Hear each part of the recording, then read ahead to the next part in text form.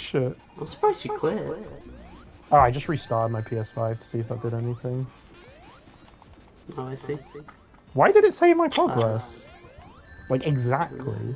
That's cool. Oh, it does that sometimes? Is that a PS5 thing or a Sonic Origins thing? Because I know the PS5 thing, I Vita. think. The Vita did that. The Vita's cool. Yeah. Genuinely wish I had a Vita. It's an awesome PS1 emulator, honestly. No, it's my end. Don't worry about it. Yeah, sorry. Unless you're living with me. In which case, Behind on me. Tuesdays you do the dishes. Wait a second, that's the day we're having big greasy lasagna! What do you think of this, like, above the earth setting? It's one of Sonic's, like, most used, like, aesthetics. It kind of is. Technically Sonic 2 did it first, but it was like a hallway. But like, damn, Sonic 3 doing the full thing, dude. That's really cool the PS5 did that, I had no idea.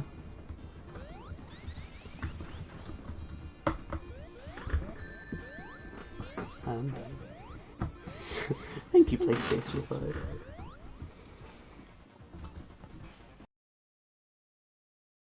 Oh, Sonic. Now, yeah, oh, I got one. Stock's low. Like,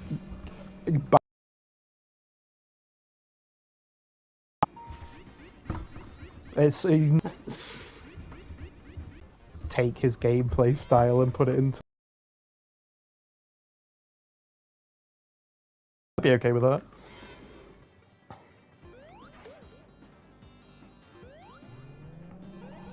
Do you like the Death Egg Zone theme? I actually do, yeah. It's a bit chill. Let's call it chill. I think it's not like it's not serious, you know. If it was serious, it'd have the like an opera like in the background, like a choir, you know. No, I balanced off and then Yeah! I went into the elevator and I was like, huh? I was like, okay, that was interesting. Your stream is stuttering again. Look, we're at the end. Let's make it through this. As long as the audio is salvageable.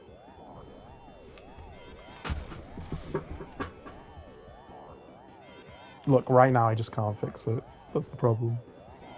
But we're finishing Sonic Origins, don't worry. No matter how long it takes. If only we had all the Chaos Emeralds. Well, we have all the Chaos Emeralds, we don't have the Super Emeralds though. But I can show off the final boss at least. I can show off Doomsday Zone.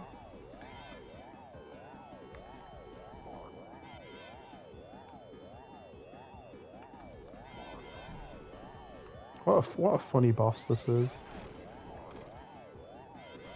Is it okay to bring one of 5 of your children to McDonald's? Only one of them.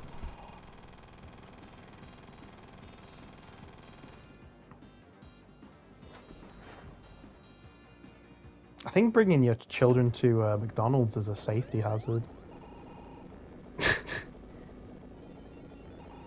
Oh, looks like we got ourselves in a real jam this time, Tails. Shut up, Sonic, that wasn't funny.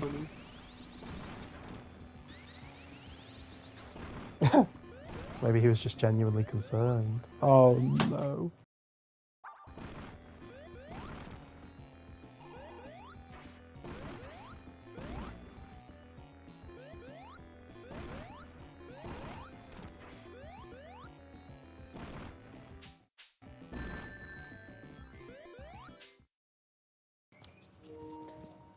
Is the stream still going? Is the stream still? Yeah, the stream's still going, but my friend left. So okay, I was wondering where you went. You here?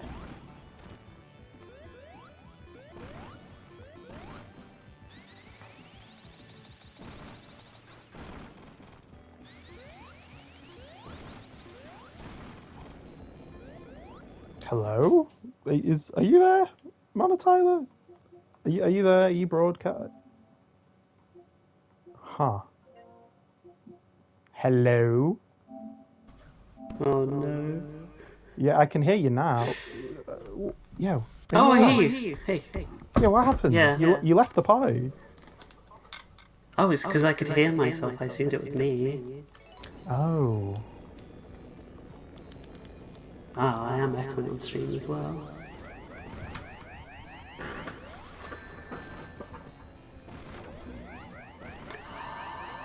Oh, are you not wearing headphones anymore? Fuck me. Okay. I know what it is. There you go, What? fixed it. Yeah. Oh, did the Thanks for that. PS5 switch to the TV Yeah, again? does it? We are. It's just that our couch is 150 miles long.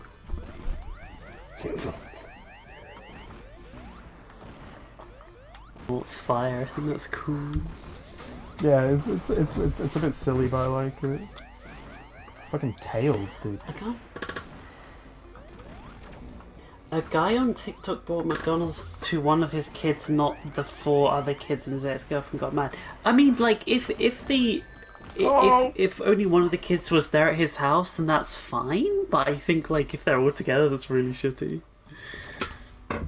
Yeah, I agree. Unless it's a statement on actually that's the least favourite child, because they keep feeding them McDonald's. Fast food jokes. We got him. You want him? We got him.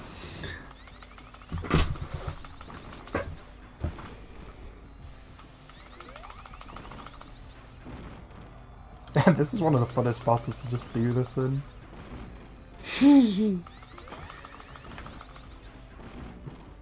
Make him flip off the finger. Does it always have to be left with the land? Okay. Yeah, this is another one where you have. Oh, yeah, I mean, I died, so now you have no rings. But this one is a bit. The only problem I don't. The only thing I don't like about this one is tails specifically. This part's quite notorious for the hitbox with tails, and in the sense that like, so if he hits the thing before you do, and you go for it too, the hitbox isn't active, and you're plummeting to your death. So keep that in mind for this level. Okay. That's actually It's in my Clement's. brain. That's actually Clement's reason he likes Sonic 2 more than Sonic 3. I mean, just I tend to just play with like tails off if I play those games, though. So I like playing with tails on, except for this part. Just because I like the little fly ability he gives you. For tight Sure. situations.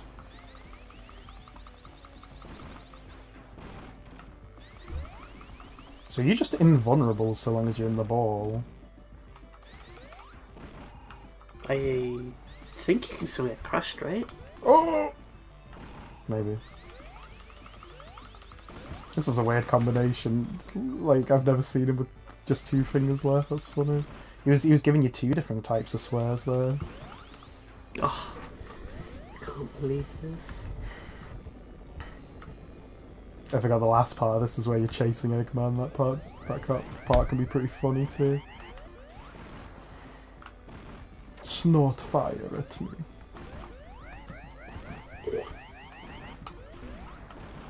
Would you snort fire at Sonic?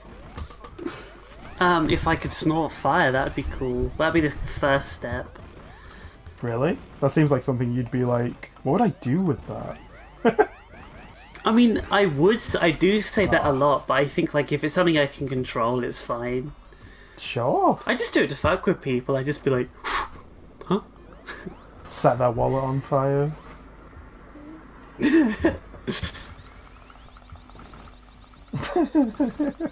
Snort and fire. That's a funny ability, I have to say.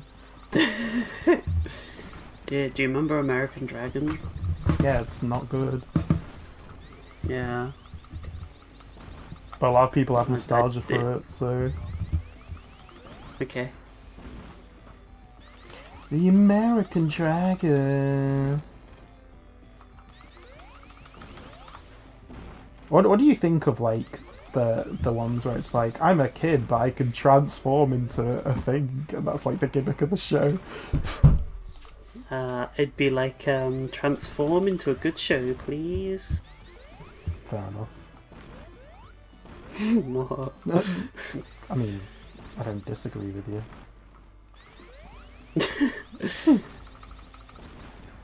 I feel like there's a lot of kids shows like that. Not that I blame them. Yeah, that's true. There are a lot like that that are just like, I'm a normal person, but... Would you prefer if you were just watching like a slice of life about the American Dragon, but without the dragon part? So what, the show would just be called American? Fuck. Yeah, I'd watch that. I need to time the laser parts better. Do you usually duck under those, or...? I don't think you can duck under them, right? Yeah, I don't think so either. I need to be a bit quiet. My sister's sleeping. Shh.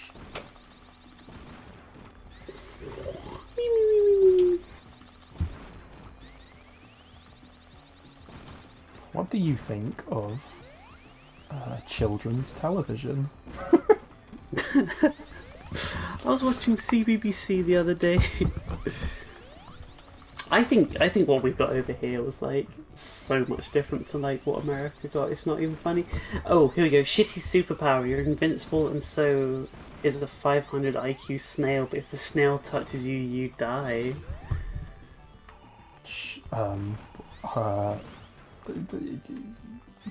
Thanks. That one's messed with my brain. Every 6 months, I move to the other side of the world. No, wait a second. Oh no, the snail's invincible. Never mind. Did you say there's so?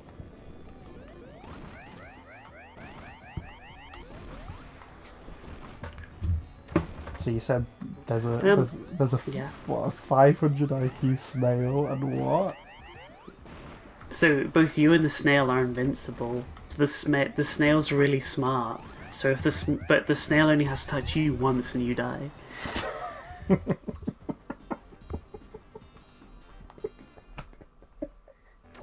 That's really stupid. What I do is I just be like, oh, could you get that snail out of the house, please? Cheers. Because I assume they wouldn't die from touching the snail. So is this snail so intelligent that it's like hunting you down? Is that like the gist of this? I think the thing is though, is like a snail with intelligence, just like it's not a threat, because like what would it do? It can't talk, it can't pick up anything. It's just gonna have all this like intelligence and just like it can't do anything. It would want to die. But the superpower was you become invincible, right? Is that You're the trick? both the snail and I are invincible. If the snail dies when it touches me, maybe that might be its motivation for touching me. Because then if it isn't, then like why is the snail hunting me down? Oops, too early there. So Maybe the snail isn't hunting me down. do you get the high IQ as well, or is it just the snail? I think it's just the snail. So all you're getting Maybe is you your can duck under that. So all you're getting is you're invincible. Yeah. I I mean, you say it like being invincible isn't a great power to have. mean, it's one of the more useful ones you could have, I guess. Mm. But like, you know, look, you're not an adventurer now. You're not going to be an adventurer if you're invincible, really, because that's like a motivation thing, isn't it? Oh, the snail. Oh, is it kind of like a Highlander situation then, where just like there can only be one Highlander kind of a thing, except it's a snail? That's funny. I'd probably take it just simply because, like, I think it would just be too easy to avoid the snail. Like, the snail would have to know where I am for starters. Trap him under something.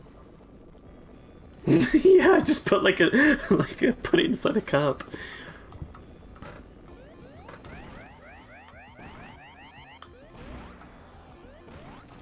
Okay, you know what the issue I'm having with this fight is? Yeah. It relies on like sound cues, and it's really hard when you're doing commentary on that. But don't you know? Keep talking. Don't get it wrong. But fuck. So it's when it goes do do do do do do do do. How many? It's like it's a few. Okay, I'll keep that in mind. It's a cool idea for a boss though. Yeah. Damn. Damn indeed. Shadow the Hedgehog enjoyer in the chat.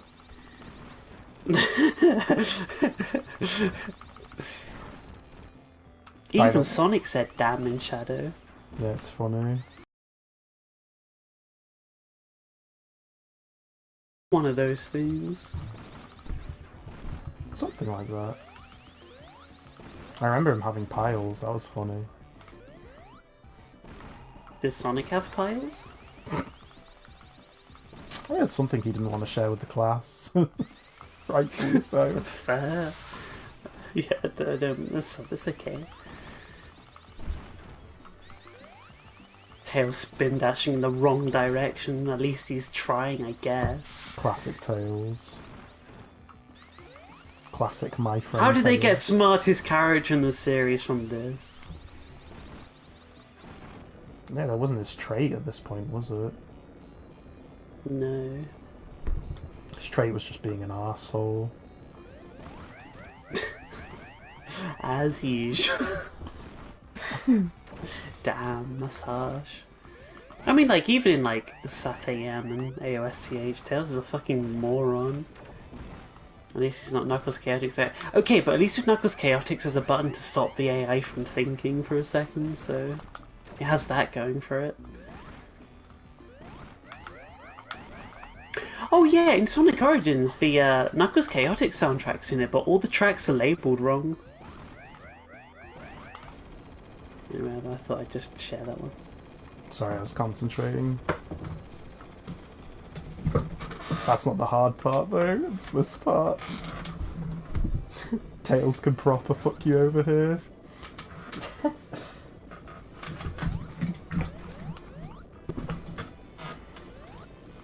Yes, stay off screen, Tails. No! Guess what we're doing from the beginning? No! Dun, dun, dun. Oh, that shouldn't have killed you. I called bullshit on that one. Me too, buddy. No, I wish Knuckles Chaotix was in this collection. Like, CD got in, but Knuckles Chaotix didn't? Come on. You're alone on that one, my friend. I mean, counterpoint, we're doing all the 2D, like, Mega Drive Sonic games, we might as well throw it in for good measure, right? I mean, I mean, like, I'd like it to be there you just wanna... because it's there, you know? But I don't think the game's good. Music's great though. I mean, I don't think it's any worse than like CDs. So for like bullshit level mechanics. I mean, CD's like easy though. Like Knuckles Chaotix has some like annoying shit in it that's just not fun. Sure, but it never got a re-release, and like that's sad. Like I'm pretty sure it's the only mainline Sonic game you can't play. Yeah, it's the only one that never got another release. Like, regardless of what you think of the quality of the game, like this was the perfect opportunity to do it. If you're including like games that weren't on like the Mega Drive system itself, you might as well include Knuckles Chaotix, right? I don't disagree with that. I think it should have been there too. Plus, the music's really good, so. And Vector's there, and you like Vector. Actually, Knuckles Chaotix probably has my third favourite soundtrack after CD and 3 Knuckles. I'd probably like it more than the second and first game. The Chaotic soundtrack's really good. Every level in Knuckles Chaotix is the same. I disagree. No, I agree. No, they're pretty shit though. Also, in Knuckles Chaotix, your partner can be 100-ton weight and a literal bomb. Okay, to be fair, that's a good mechanic because, No, like, it's not. no, It's not a good it mechanic. is Why is it a good mechanic? because it's well, I mean, like, not necessarily they're having a partner, but like the whole like, your partner could actually be detrimental to you. Although I don't think the 100-ton weight is that bad. I think the bomb, like 100-ton weights, it's whatever. The bomb one definitely is a hindrance to you though. Yeah, that one's kind of annoying. I'm genuinely surprised you like that game. I think it's. I think the thing is though is it's like. I like it. It's got like the. I just don't think the game is like. When you take all of 2D Sonic into account, like it's nowhere near the worst 2D Sonic game. I guess. I don't like Advance 2, so. Yeah, I was just gonna say Advanced. I think the game definitely maybe outstays its welcome a bit, but I wouldn't say the game's like horrible. 5 acts per zone, oh no. Yeah, I think there is that. It is the longest 2D Sonic game probably. Sure. If there was if they did a Longer than mode, this? perhaps. Maybe not, and Knuckles. No. I think say it's longer than any of the individual Sonic games. True. I don't know. I think like if there was a mode where you could just play it all the way through without having to go back to the hub world every time, I think that would probably make it a lot better. Who has taken aside the final giant egg with fingers? I feel like if you Okay, so what do you feel about the fact that your partner's randomized and shit like that? It's kind of randomized. It kind of isn't because you have to play that like grab 'em game, don't you? Yeah. Like, what do you think of that instead of just? Would you prefer if you could just choose? Yeah. So one of the things they could have done for Origins to like fix it is just had it so like you just pick which character and which partner you have. Then again, you could just play Charmy and break the game, right? I was gonna say the perfect combo for me is Vector Charmy. Because Vector has a homing attack and Charmy has a fly ability, so... Vector has a homing attack?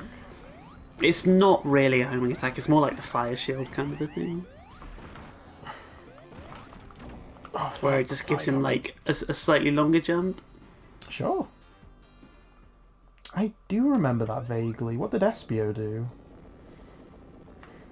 Turn different colours. I don't actually remember what Espio did. Don't forget, it also had a fully 3D special stage as well. Some of the Which was kind of cool. Some of the easiest in Sonic history, if I recall. Which, by my metric, makes a good special stage. I also think it was also kind of cool the fact that it had like each level's gimmick was kind of cool.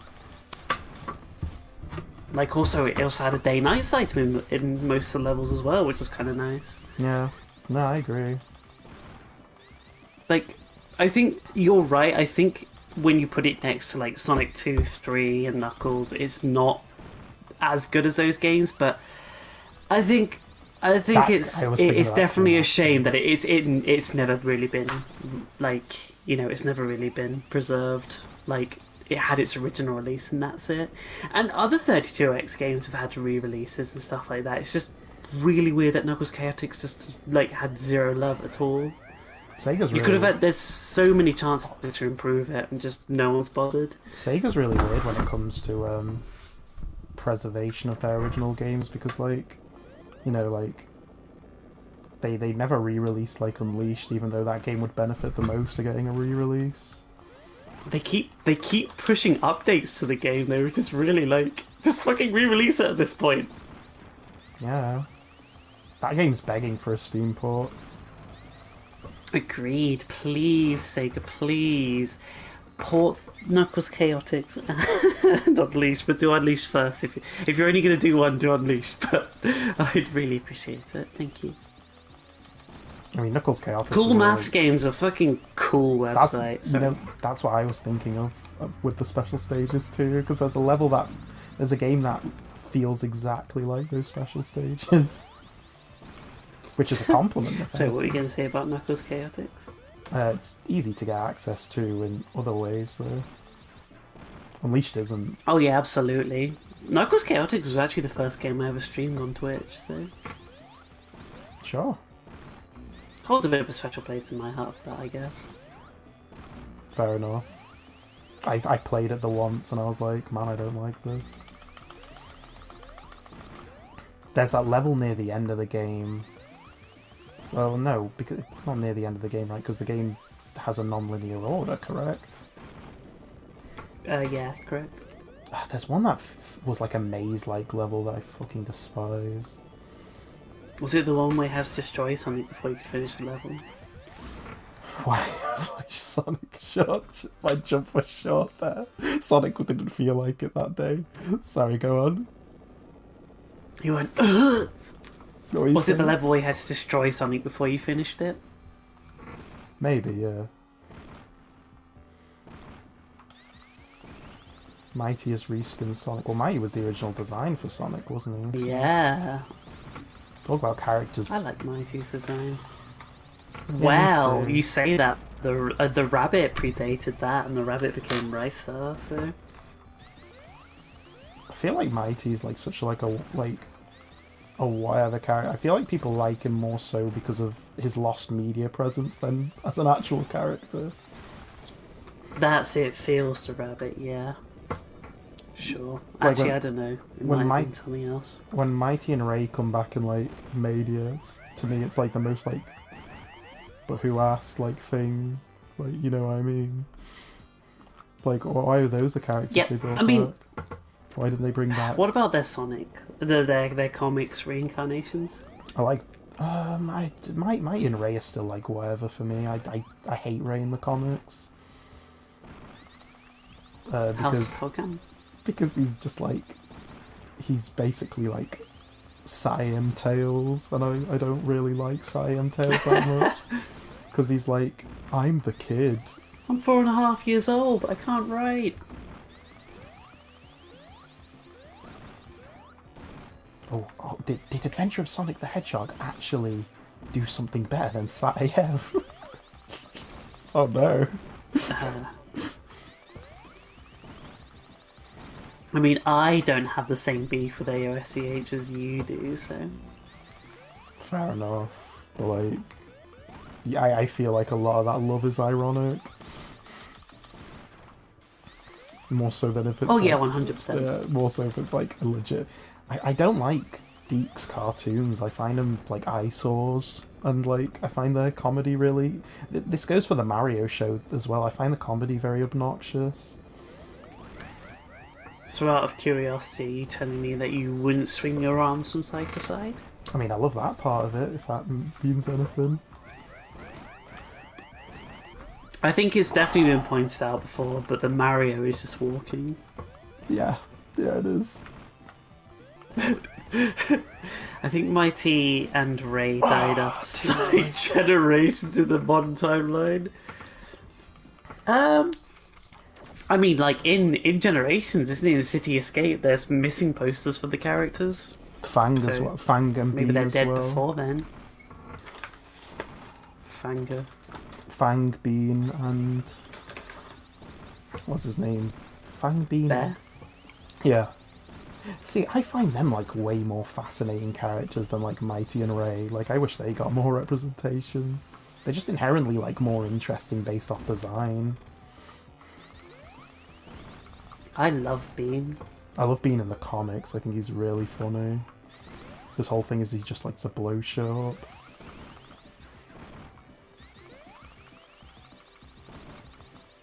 Sonic doesn't care about his friends.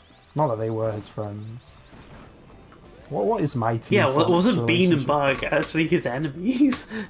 Yeah, they're bad guys. What's What's Mighty and Sonic's relationship?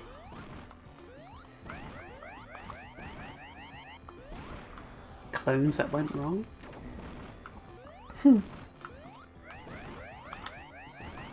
But in the Archie comics, doesn't Mighty hate Sonic? Maybe at first. I don't know. Oh, yeah, okay, I'm getting the timing of that now, finally. Oh shit! Damn, what a fucking cool boss level. Then again, like Sonic called Silver a flake, and that's I can't let that slide. What? You called him a flake? Remember you sent that panel where it was like Sonic having a go at Silver, and he just went, "You're a flake." That's like alright. What, dipped, dark? What, are we talking regular flake? What's going on here? He's calling him. I hate to break it to you, but Go on. he's being a bit of a. He's calling Silver maybe a little too PC, if you know what I mean. What? Why is he holding the 99 in his hand?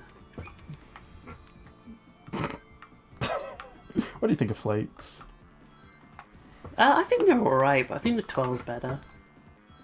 Twirls are pretty good, despite the fact they have like they're very like not special chocolate. I like them a lot. Yeah, see that's the thing. Like the plain Flake is supposed to be a special chocolate, but like honestly, the plainer chocolate is for me though. It's the more likely I am to like it. I'm not really big on like fillings and shit. True. That's why we have the famous cream egg debate every year. Every day, more like. Famous cream egg debate. The one. I'm sorry. This is like the most like in joke thing ever. But my favorite like thing I've done ever was just that one time I phoned you in the middle of the night. That was really funny. The lengths you go for shit posting sometimes is actually like commendable. Is that basically just what the jury middle is? Mm. By the way, this boss is like easier than the actual final boss of Sonic 3. To be fair, I guess if you didn't understand the mechanics of it, then this part might trip you up. Mm. Yeah, that being said, I've never really had issue with Doomsday Zone. What a cool ass level though. I love the song too. Just a perfect end to Sonic 3. What a good game. I was like, I have to pick 9 games from this generation because I was picking like I just was doing a thing in my own time for a future thing if I ever get around to it. But I was like, what are my 9 favorite? It was like a 3x3, and I was like, okay, I'm gonna look at every generation of game and like from 16-bit earliest and pick what the best games from that era were. And I was like, Sonic 3 has to make the list. I'm sorry, it's too good. Sorry, fans of Super Mario. Okay, so I think I'm gonna guess some of yours right now. So Sonic 3 is gonna be on there. Final Fantasy 4, maybe 6 as well. 6, not 4. I like Final Fantasy 4, okay. but like Final Fantasy 4 is like a 7 to me, whereas Final Fantasy 6 is like one of my favorite games. Plus, if it meant anything, I did limit it to 1 per series. Sure. Sonic 3 and Knuckles is on there, yeah. Final Fantasy 6, yeah.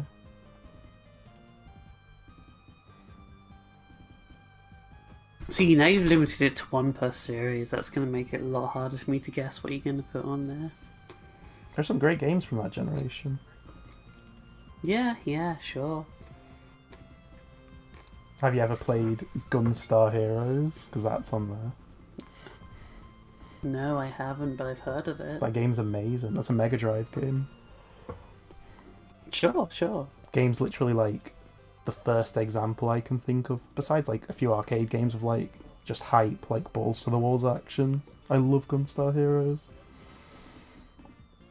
Ah, Dolphin.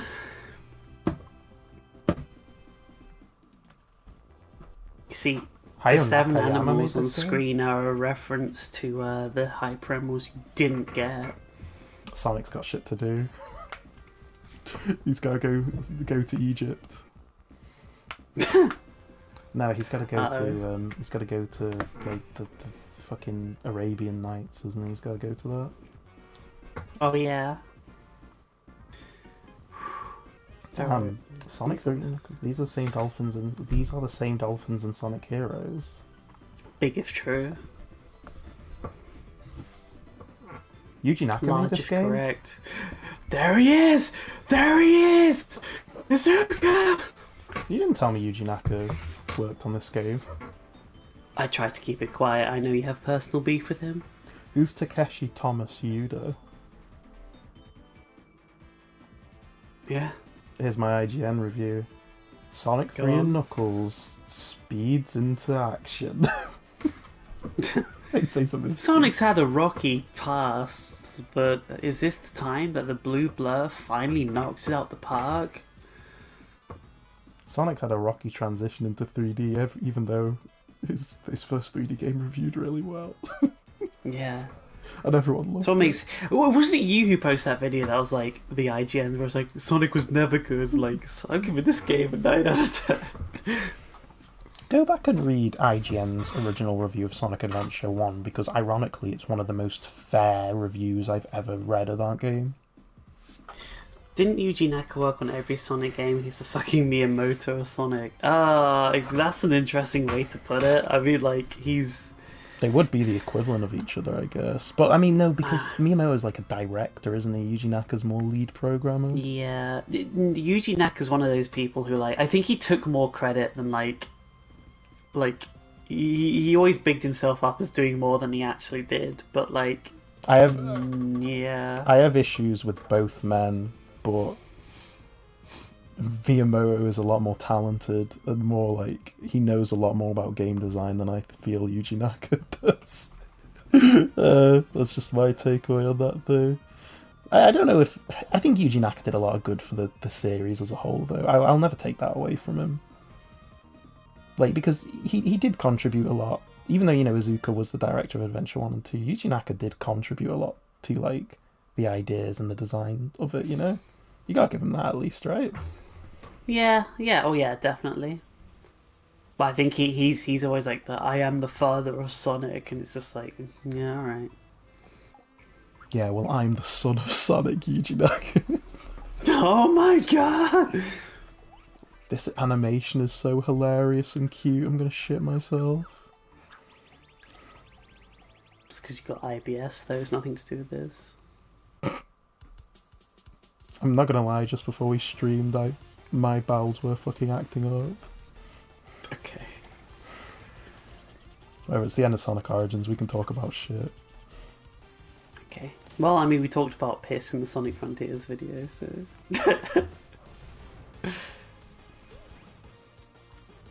Sonic Origins is the most Sonic game there is. Should Flicky have been a minigame in Sonic Origins? Flicky has been, like, in... I'm genuinely surprised that, like, Flicky has had as many re-releases as it has. I agree. Which is crazy, because Sonic, I can't remember what the beta was, it's like Sonic Eggs or something. So, Sonic Egg. But, like, the beta for Flicky has also been re-released just as many times. It's like the most public beta from the Sonic franchise. Well, Sonic Origins. Bye. Yeah, Flicky got re-releases. Flicky was... I think Flicky was in Mega Collection. It was certainly in that the PS2 and PSP, like, Mega Drive collections. I think it's even in the one that was on PS3 and PS4. I just need to do something real quick and I'll come back and give my closing thoughts, I guess. Sure. Or we'll end Sonic Origins off on a nice note. by watching all Oh, of Sonic Mania Adventures. okay. Well, you can do that. Hey, I mean, it's a business expense. You have to be here too. Okay. Business expense. Yeah. Did anyone, out of curiosity, did the stream do well, like view wise, or? The first half did, the second half not as much. Fair enough. Well, I mean, I'm happy the streams are still getting a healthy amount of views. So no mission mode. No Oh bitches. yeah, there is a mission mode. You can do some mission mode, I guess, if you want I might to show off a little. kick it off in style. I'll be back in a bit. Cool. Yeah, no, I'm just looking it up now, but I'm pretty sure that like Flicky got a re-release on like Mega. I mean, to be fair, like Flicky's like it's like the most like arcade game, right?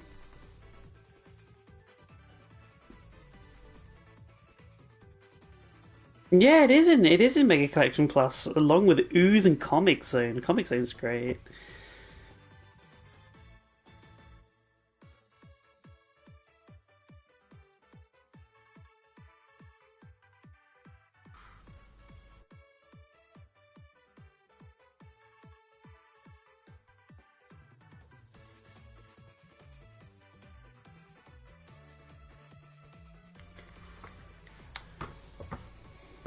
Actually, I think Ooze was developed by the same team that did Sonic 2 and Comic Zone, but don't quote me on that. It feels like it. I think it's the Sega Technical Institute, which is the same people.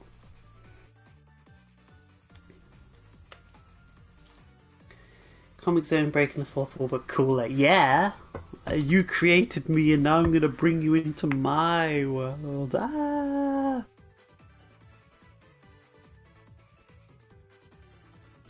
I think the only thing is it does feel a bit like a nerd's dream come true.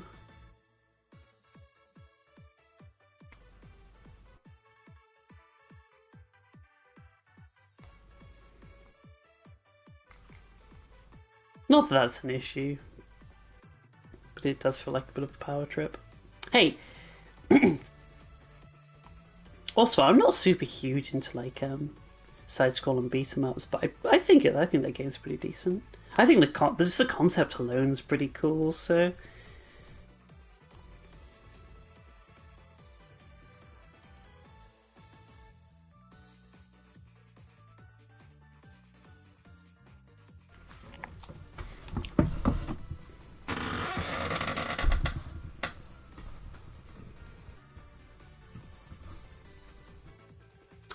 author self-insert moment. I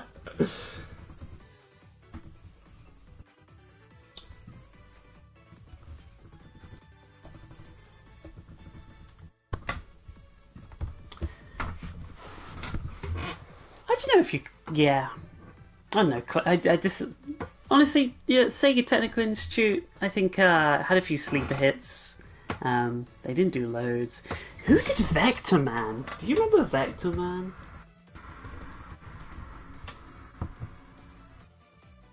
Blue Sky Software. Okay. The Drooling Dog Studio. Damn.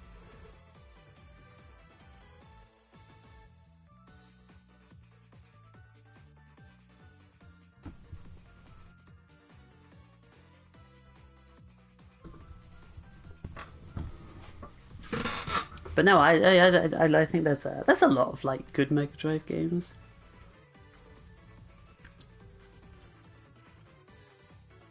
Sega Technical Institute spells STI. Oh my god. Yes. Subaru Turbo Injector. Aha. I don't even know if that's what STI stands for with regards to cars.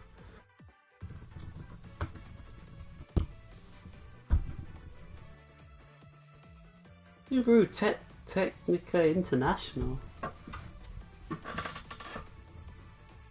Okay.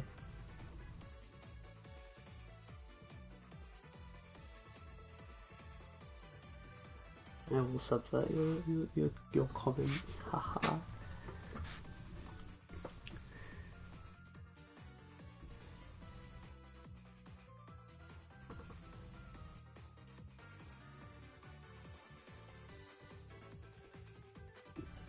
To quote James Rolfe, who in their right mind would name a game company STI? I don't think they did. They named it Sega Technical Institute. And they made games, technically, in an institute. It's true.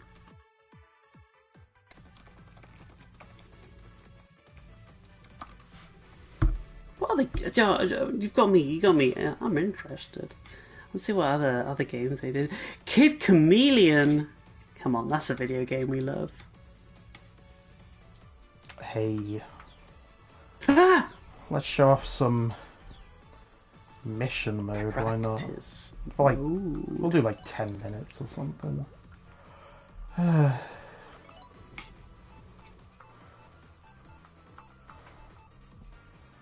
Sting a Swarm. Kid Chameleon is... You've said Walmart something a lot tonight. Kid Chameleon's different though.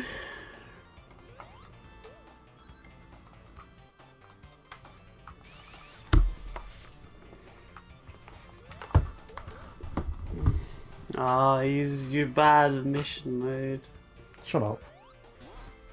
Fuck you. Oh, fuck you. Don't start shit. Oh, down to an A rank already. Down to an A rank already. Yeah, whatever. Da da da da. Da da da da da da. Da da da da da da da da da da. Man, what a good song. Is this all mission mode is?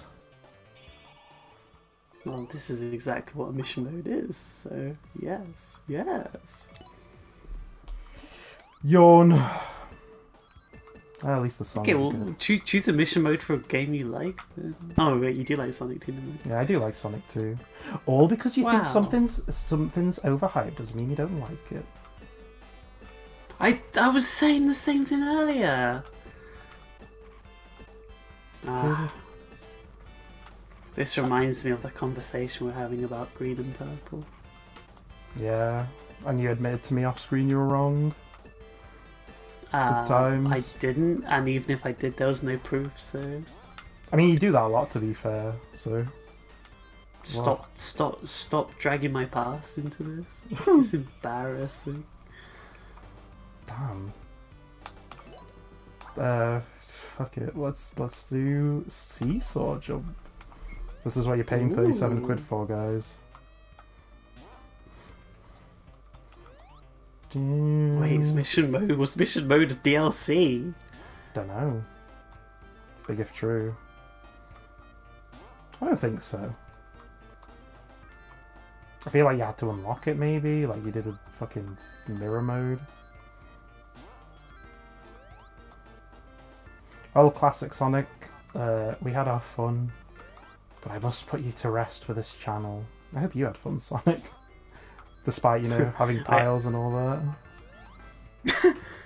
Oh yeah, are you saying that like you'd never play a classic Sonic game again on stream? No, I wouldn't say that. I love Sonic 3 and Knuckles. The DLC was hard mode missions. Okay. I mean, these are the easy ones. I mean, if I didn't make it clear before, like Sonic 3 and Knuckles is like one of my favourite games, so... That's true, you did say that. Wow, Oh, kissy. no. Oops. Why do you do Sonic 3 missions? Sure. Yeah, I mean, like, Sonic 3 and Knuckles and Sonic Adventure 1 are probably the games I have rated highest from the franchise, so...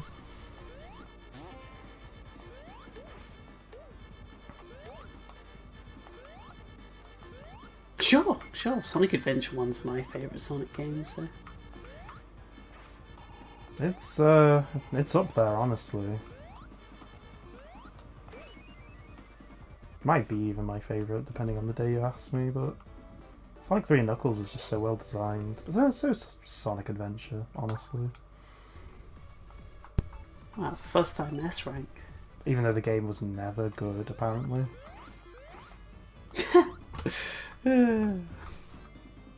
That's true. I think Adventure 1's aged better than Mario 64, honestly. I agree. I definitely agree. As much as I love 64.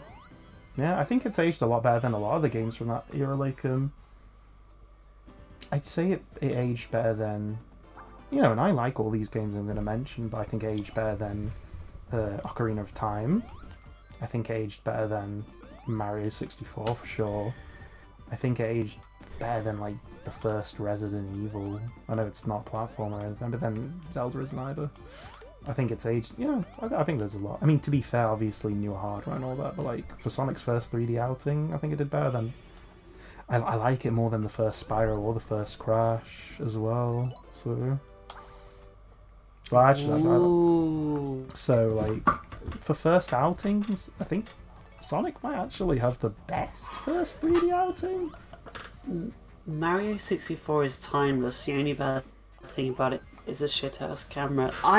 Yeah, but I think the thing is, though, is the camera is so bad, it makes the controls bad too. Yeah. Just simply because you actually have to fight with the camera. It's not like in like Adventure 1, where the camera's not great. It has some issues. It's like, yeah, the camera in 64 is actually borderline useless. I know a lot of people say it's a better design game and all that, but like in terms of enjoyment, I there's a lot more frustrating parts in 64 than there ever are in Adventure 1.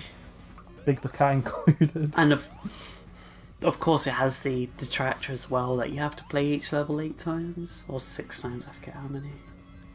For what, Adventure 1 or 64? No, 64, because to get all the stars. Well, not only that, but like 64 reuses. Like, oh god, I like 64. Reuses music, reuses level themes, reuses assets. Yeah. But exactly. Hey, it's like, it's still a great game. Yeah, so. it's a great game. It's just I think you have to be fair if you're criticizing Adventure 1. That's all I'm saying. Yeah, I mean, like, it's definitely like the it's definitely like the. Okay, Sonic Adventure 2's camera makes a chow kind of challenge. I agree with that. I think it's just I think it's we've seen it a few times where people have been like, Sonic Adventure 1 has aged really poorly, but Mario really 64 hasn't. is perfect, and it's just like I can't agree with that. I'm sorry. You have to be fair. I don't think Ocarina of Time's aged that badly, but I think Adventure 1's aged better, honestly.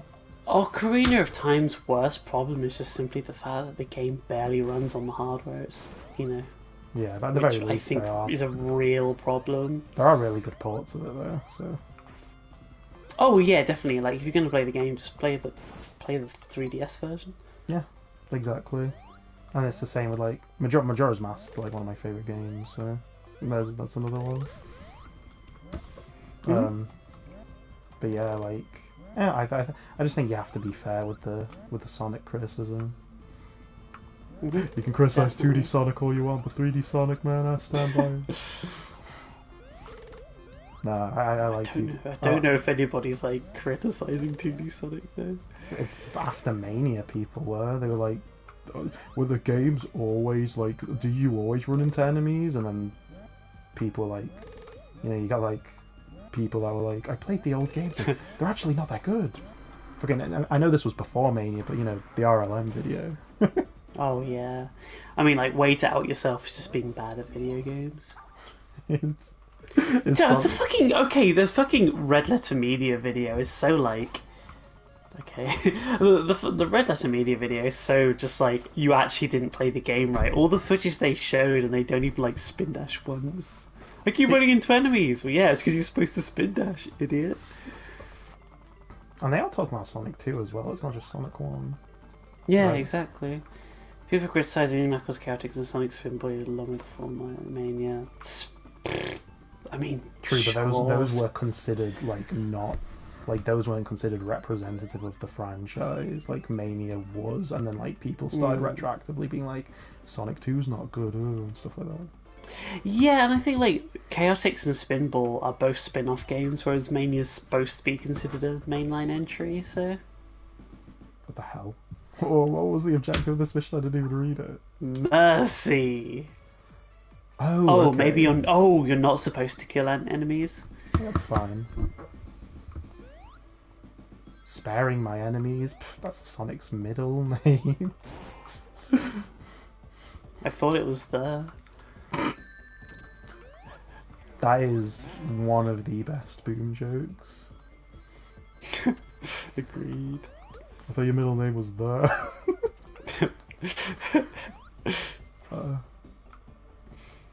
Me and my sister have had this like probably I want to say 2 year, 3 year like rivalry on if Sonic Boom is a good show, because I'd be like, yeah, it is. It's really funny. And she's like, it's Yeah, not. it is. I don't get it. I think it's really. I think. Okay, like, I personally prefer starting in, but what's choose your favorite shield and reach it. Oh, okay. Well, no. Wait a minute. Choose fire and then go in the water. That's cheeky. I think Boom actually has the best writing of any of the cartoons, but I think Siam's my personal favourite, maybe. But like Boom's writing quality is really high. I don't understand why people don't think that. Satyam's my favourite for sure. We've had this like Sonic fans thing. We've had this conversation a lot, both in private and on this channel. But I'm really not so sure about about Sonic being left to the fans, just simply because the Sonic fan base is like at fewest 3 separate fan bases, at most like 5 or 6, and nobody can agree on anything. I think it's just like nothing will get done. You have to understand, like, the Mania team were all really like talented people before the Mania thing was formed. If you say like leave it to the fans, it's just like, who? Anyone? All right. There's a lot of Sonic fan games that are just like default settings in Unity or Unreal Engine, do one like really good test level, then abandon it, which is a real shame. Like when you look at all the Sonic fan games that actually go anywhere, like Robo Blast 2 and stuff like that, they're only as good as they are because they've been in development for like 20 something years. I think the whole like better than Sega thing is like so fucking annoying. Like, I really don't get it. Like, at the end of the day, like, I don't know, I've not played a fan game I like even more than Sonic Unleashed, so, and that was officially made by Sega, so what do you like, what's your argument to that? Well, like yeah, okay, it might work for 2D Sonic, but 2D Sonic's a lot easier to design for than 3D Sonic, and I think a lot of people underestimate how much effort goes into like 3D Sonic. I don't know if Project 06 counts though, because they, by their own admission, they're not creating anything new, they're just fixing what was already there. Yeah, Project 06 is good, but like, yeah, I mean, that's more realising the true potential of the game they were going for, so you gotta give some credit to Sega for... Yeah, actually, you have to give most of the credit to Sega for that, or Sonic Team. If we're talking games, yeah, because that's just taking what's already existing. But if you're talking like pure, actual like fan-made start to finish Sonic games, the only one off the top of my head that like everybody can agree on is good is Robo Blast 2. I can't think of any that like are seen as good as that game. I think the problem as well is a lot of people are like, man, the fans would make a good Adventure 3. I'm like, no, they wouldn't. They absolutely wouldn't. I mean, also, like, even with regards to, like, Mania, there are people who are like, I don't like what Mania's going for, just because, like, it didn't cater to them specifically. And I would argue that I am partly in that crowd myself, but, like, I still recognise it as being a good game. Yeah. Well, I mean, yeah. You do. I mean, Okay, you know, you a solid 5 out of 10. You yeah, know. good game. That was good. I'll go on you.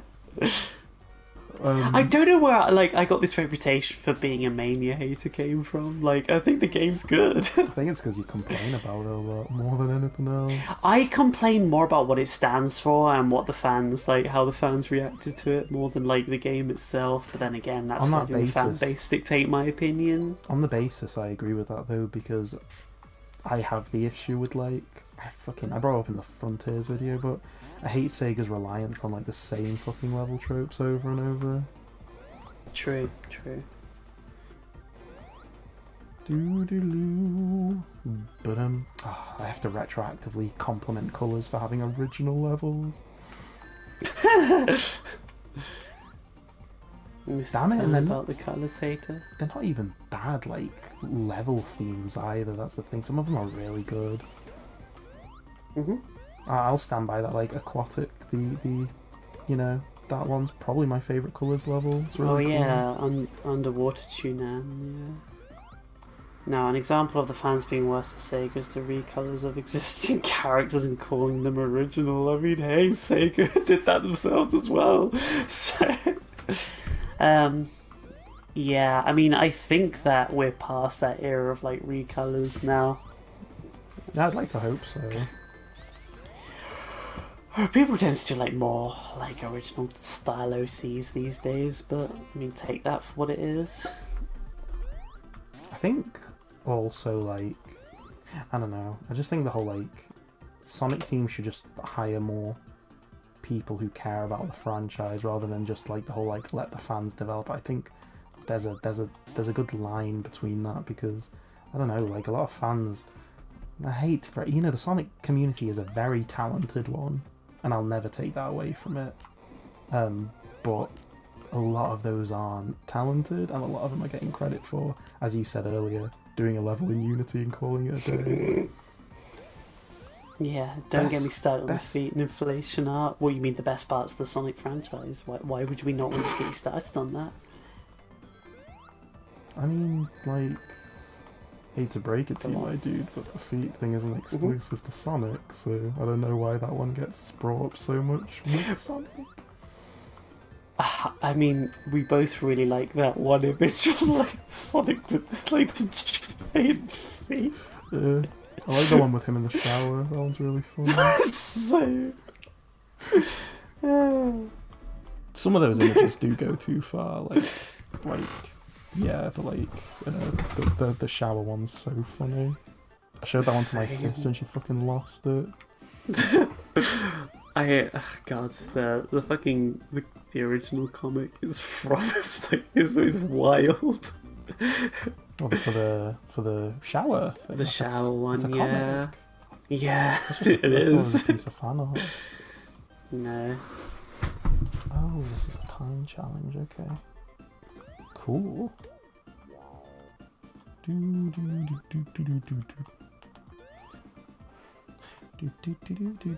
I've noticed that these missions haven't been particularly difficult. Yeah, but we're at the level 4 missions now. Oh my god. Inflation art for Dig Dug is fine, but inflation art for Sonic's fucking weird. I mean, yeah, I don't understand either, I'm not gonna lie. I mean, it's an interesting one. Alright, I mean, like, the thing with, like, the inflation stuff is, like, AOSTH did it, so yeah. I think that's why it kind of gets that, like... I mean, inflation, again, though, it's not exclusive to Sonic, though. No. There's that whole, like, Spyro one that's become a meme in and of itself, so... What about the pregnant airplanes? Do you remember those? I do, yeah. Really? Yep. Huh. I thought I was hitting, like, a niche with that. No. What a good time to be alive. I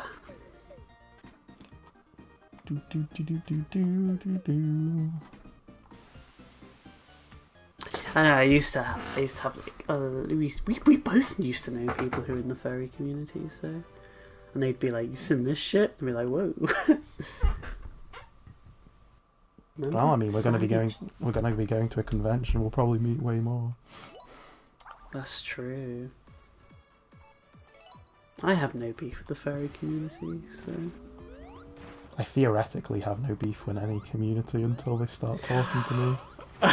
I think, okay, man, time to burn some fucking bridges early, huh?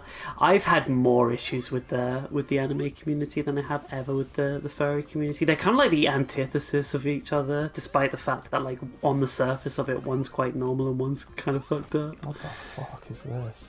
Oh, sorry, yeah, good. I've never, I mean, yeah, I mean, I've not really had any bad experiences with the furry community, but, like, I've never been one to be like, yeah, I'm not gonna, there's a lot about it I can understand why people are turned off by it. Hmm. But hey, Then again, so long as it's not bothering me. I mean, so long as you're not bothering me. hey, no one in the furry community told me to kill myself because I watched a show in a way that they didn't approve of, so. That's gotta have the W. That's gotta have the W for that. What do you Is think, this just John do this Smith? boss with no rings? No. No, it's do it like Yeah, anime profile picture, anime profile picture. Well, maybe he's a furry too. Let's hold it. Let's let him explain himself. Okay, hold up. We will I wait was with talking to bated my breath. friend. I was talking to my friend earlier, and I was like, I don't know. Is this too NSFW for the stream? Whisper into my ear so the chat can't hear. No, it's nothing like that. But I was like, what's the So is all? So are you a furry? What's the ruling? Are you a furry if you get off to any anthropomorphic character? Is that the rule? Or are some characters exempt from that? Am I furry I'm if I gonna. like Lola Bunny? Is kind of the crux of my question there. Specifically. Yeah. Okay, I think. I think. Okay. I think. Sorry, so that was kind of out of left field. I'm trying to process this. No, I think it's probably one of those ones where it's more like you have to more be involved in the community, right? Don't know, maybe. Good times. My profile picture is from Art Breeder, so it's not from an anime. Oh, is that one of those like image generation sites? Like, was it Pit Crew? It's supposed to be Vendetta from Making Fiends as an anime character. I tried to make Walter from Breaking Bad as an anime character, but I can't make them bald. I mean, I know you like anime because you brought up High School DxD. So. Oh yeah, you can't get out of it. You can't get out of it. You know. We can add mod notes on this, and we've branded you as a weeb already. Sorry. I mean, you have to be pretty weeby if you're fucking watching High School DxD. That's all I'll say about that. that goes into the anime that cannot be enjoyed by the casual viewer. You see, we're actually tier boozed because we just watch Dennis the Menace reruns over and over again. The two season hit show wonder. Yeah, but it was 2 good seasons. So. The episode that I remember the most is the one where they don't want to like bathe and then they end up like going to like a swimming park at the end. Fucking hell, I do remember that one. Yes. They got rewarded for not taking a bath. Yes. Well, the reason why it stuck out to me is because like I used to help out with like this youth group. I used to be a leader there, involuntarily, might I add. And like we did like this week-long camp, and we knew some of the kids hadn't like washed at all because like the camp's like fucking reeked, and they were like, right, we're going to the swimming pool, everybody's going in, and like one of the leaders stood there with like shampoo like squeezing on their hair so they couldn't not be clean. Wake up, Jesse. Wake up, Jesse, son. We need to cook weird Japanese drugs. Well, I mean, considering the attitude over there, marijuana is enough to end someone's career. So. Yeah. Oh, God, I wanted to. Oh yeah, I was gonna ask if you liked that breaking that Better Call Saul animation I sent. I fucking lost it. The rotoscope beatboxing. That is, I just realised that I realised that is he's rotoscoping a scene from the show. Yes, didn't you post it? No, Trey's posted No, it. yeah, Trey. Yeah. And I said and I went like I was like the most iconic. The reason I said it was iconic was because it was in that fucking cartoon. What a weird video. Yeah, I'm gonna drop that in chat so people can see it. It's Lalo. I wish I knew what that was referencing. To be fair, like Monozal, I had to like look it up. Like I had to look up like the references that I've seen like most of the show. I was like, what is this? What is this talking about? Like the scene where he Have hits you his, ever met? Sorry, go for it. it's like the scene where he hits his head off the table. Like that's a scene from the show too, and I just forgot about it. I like that they're all hitting their head on the table at the same time. Hagakure from Danganronpa is the anime stoner. Why now are we only finding out you've played Danganronpa?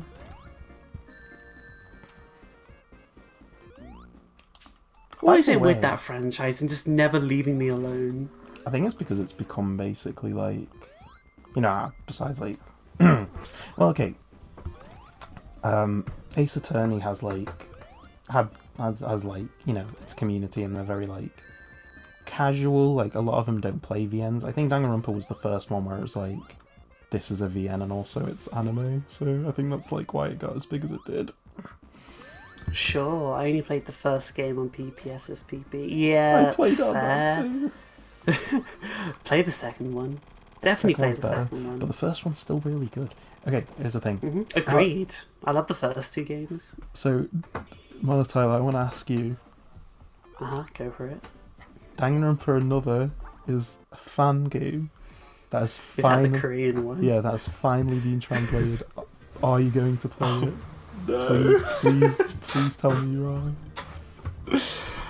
I've heard genuinely really good things, and the reason is and a lot of people are like, it's better than the actual series because it doesn't fucking repeat itself. It actually does like new things. I guess the problem is it's a fan game, but like... Yeah. You're supposed to be destroying those, by the way. Oh, am I? Sorry, I'm too absorbed in the conversation. Yeah, okay, fine, I'll give it a go, but like... Super Danganronpa Another and Super Danganronpa Another 2. Try the first one. I haven't played it myself, but I'm going to. Oh, they got two. Yeah. I think the problem is I'm playing through Disco Elysium right now. Oh yeah, don't rush to it. Or rather, I'm not playing any games because I spend all night like editing videos and I'm too burned out to play games. So... Well, I'm gonna. The only time I play...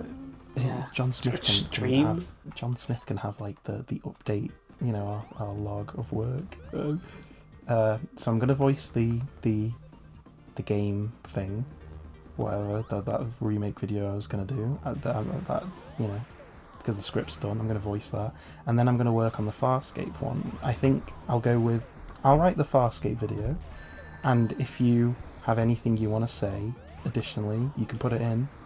Otherwise, if you don't want to contribute to it, you don't have to. How about that? How does that make you feel? RPG Maker 2000. Dude, I was unloading Dreary Middle lore on you. I wasn't listening. Yeah, you should be listening. This is a meeting. Dreary Middle's fucking boring. Fuck that channel. Yeah. Oh wait a second, hold on. Sorry, I'm looking at your Danganronpa stuff. Whatever Mr. Turnabout said, just say yeah. I was playing the first chapter of the second game, but I got bored. I might replay the second game. Second game's really good. The first chapter's a bit of a subversion, but definitely go for it. There's I'm seeing a growing kind of community in a way of like people who think the second game's the worst one now. Which is weird because it was the fan favourite for the longest time. It still is the highest rated. You know what I think it is? I think people don't like its tone as much because it's got like those chill vibes to it that the first game doesn't. But that's one of my Sure, favourite things sure. about it. Oh, by the way, sorry, with Super Danganronpa 2, only the first two chapters have been translated. I read. No, go on Reddit because I've seen that all six are translated. I'll send you the I'm on the post later. website for it. Sure, okay, sure. Maybe it's a different thing because I'm positive people are talking about how it's all been translated. I'm positive. Go on Reddit and be If like it's Super Danganronpa another translated or whatever. translated. I mean, it could be like how JoJo Part 4 was initially translated for years, where it was like translated by like Chinese people and then back into English. Do you know about the Du Wang translation? Yeah, I do. That was actually my first introduction to JoJo. So good. What a beautiful Du Wang. What have you doing? Chew. Chew. Well, actually, it was the Vine Source Joel dub of it. That was my first And it's a introduction to it. really good video. What a beautiful Duwag. Chew. Yeah, Joel's he's a JoJo enjoyer. Yeah. I wonder what he thinks of Part 4. He's like, let the voice up.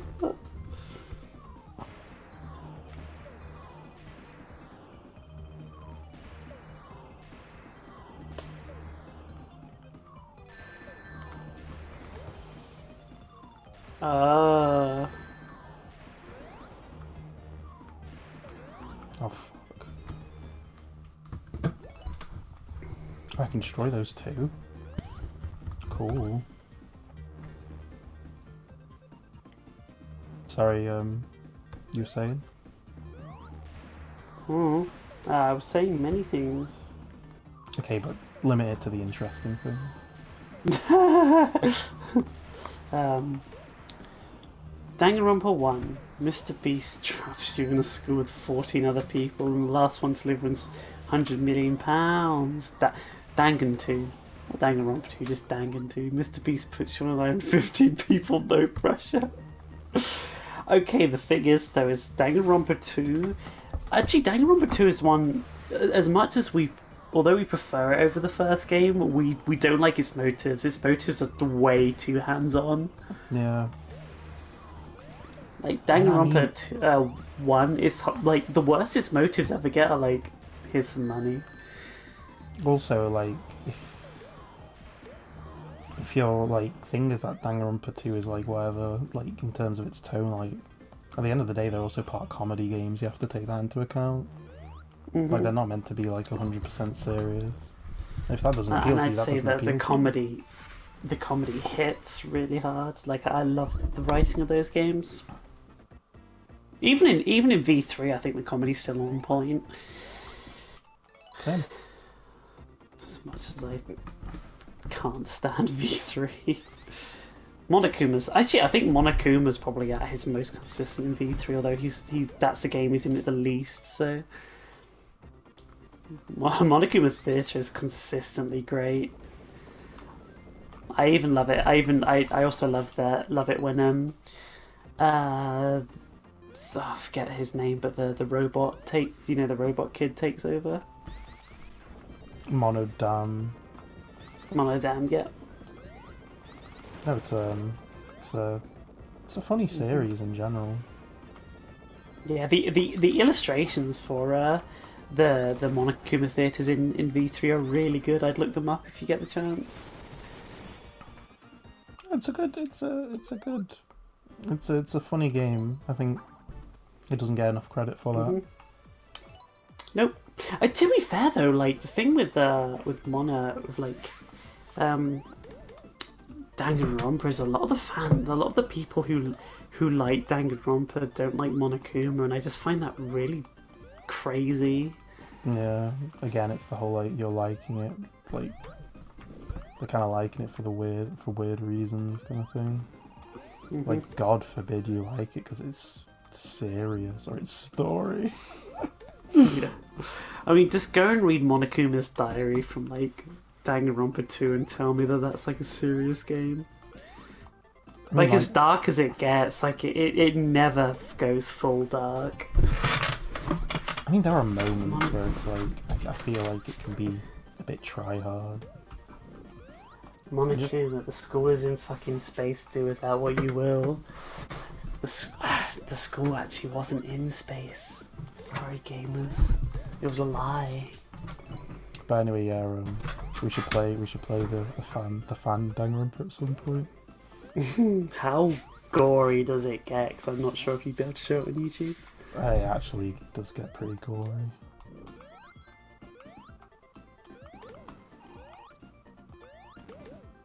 But yeah, I need to finish Danganronpa 3.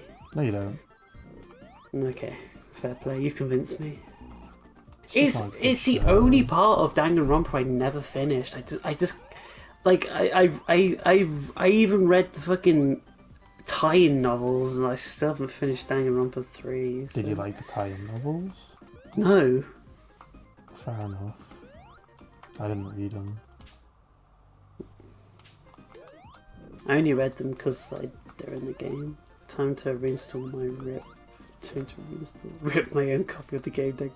It's on Steam, if that's anything.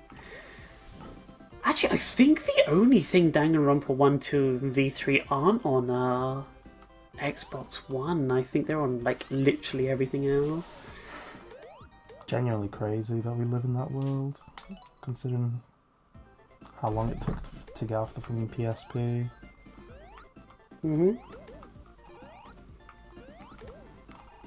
I mean, Danganronpa is one of those things that got popular like overnight. It was weird because like Danganronpa Yeah. was an established thing for like 4 years before the first game got translated. Never mind. It is on the Xbox now. Oh yeah, it's also on Android and iOS as well. It's on literally like everything. I would say actually Danganronpa probably didn't get popular until like V3 because that's when it was ported to like Yeah. everything, wasn't it? When I look back over, like, I went back and I looked over, like, when the game started to get, like, mainstream. They're still not mainstream, but, like, more mainstream was definitely V3. Let's get my Commodore 64 box. I'll port it. I'll fucking do it. There are visual novels on the Commodore 64. Someone could do it if they wanted to.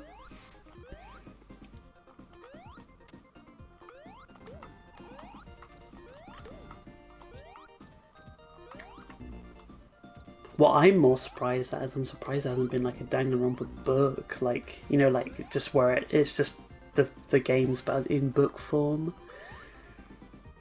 Yeah, no, I get that.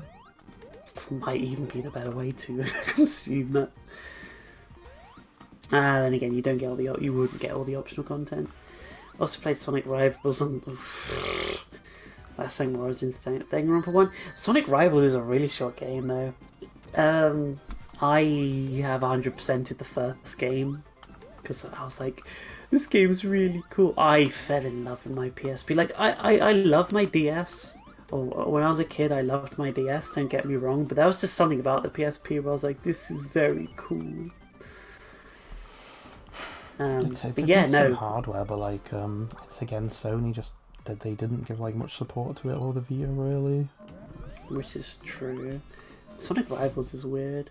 Danganronpa 1's great though. Dodge enemy attack and seal it off. Okay. Yeah, I mean, I think Rivals 2 is an improvement if that means anything. I just don't like the fact that you now have double the characters to complete the game with. It's a I don't know. I mean, it's just not very. I don't know. I'd say my biggest problem with Sonic Rivals is just that I don't find it very like. I get bored of it really easily.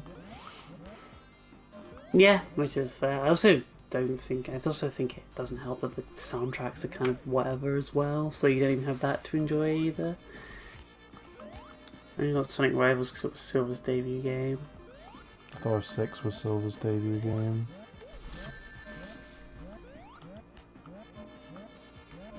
Wasn't Rivals 2007? No, Rivals was 2006. That's big if true. Oh, I think it's we don't talk about O6. I see you doing a bit. oh, I see. Let me look, because the releases must be close. I'm gonna look this up.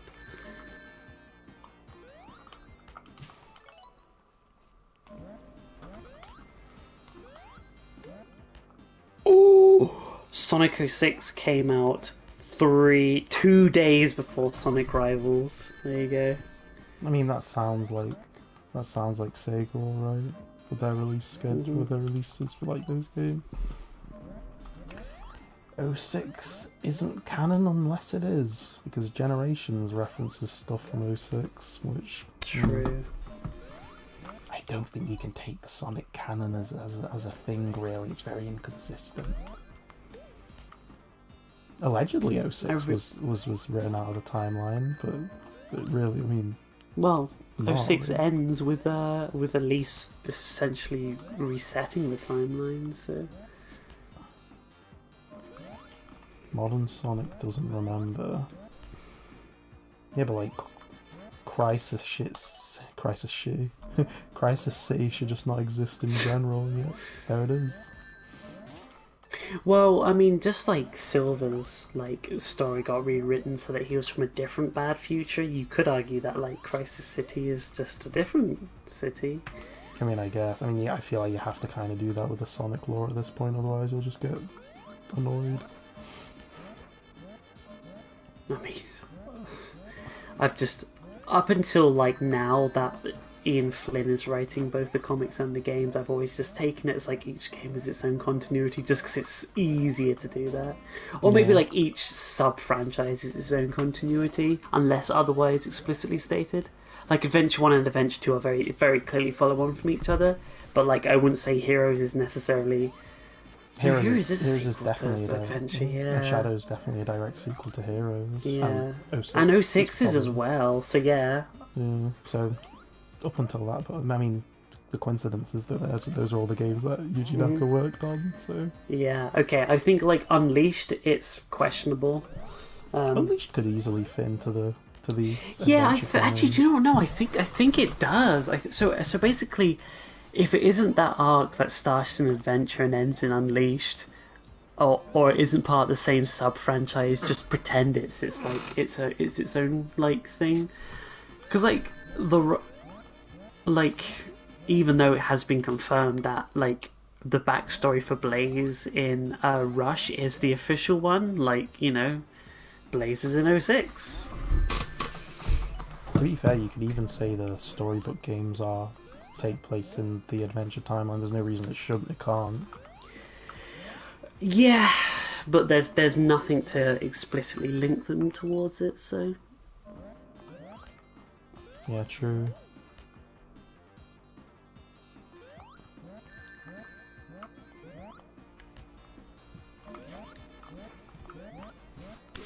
Don't mess with Sonic fans. We don't even like the series.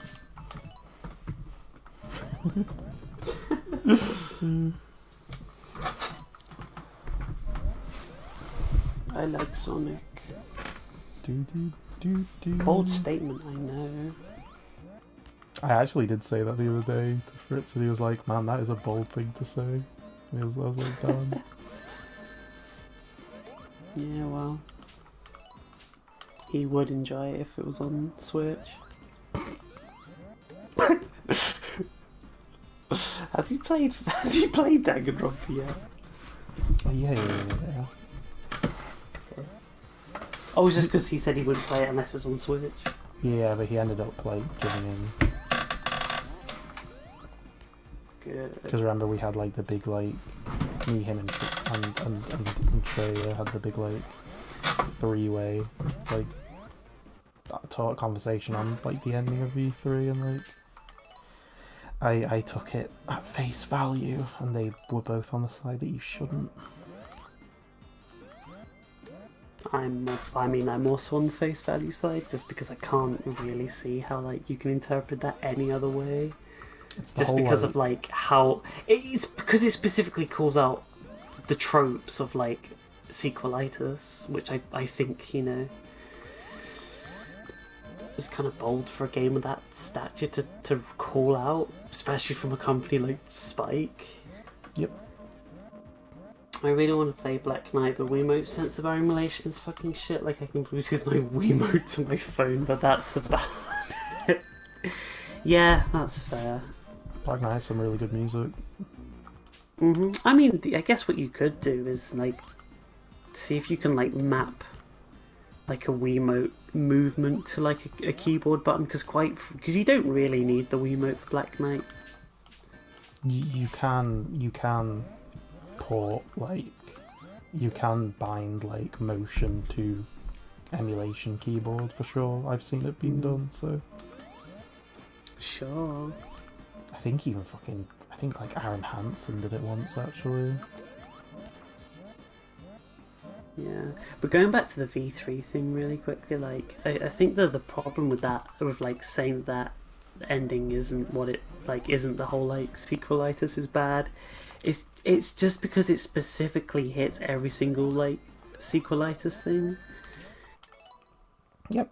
So, It's not the first game to do it, but it does it pretty well. I just think that it's the most explicit one, like, because there isn't there argument, like, actually the saying the opposite. I think that's the problem, right?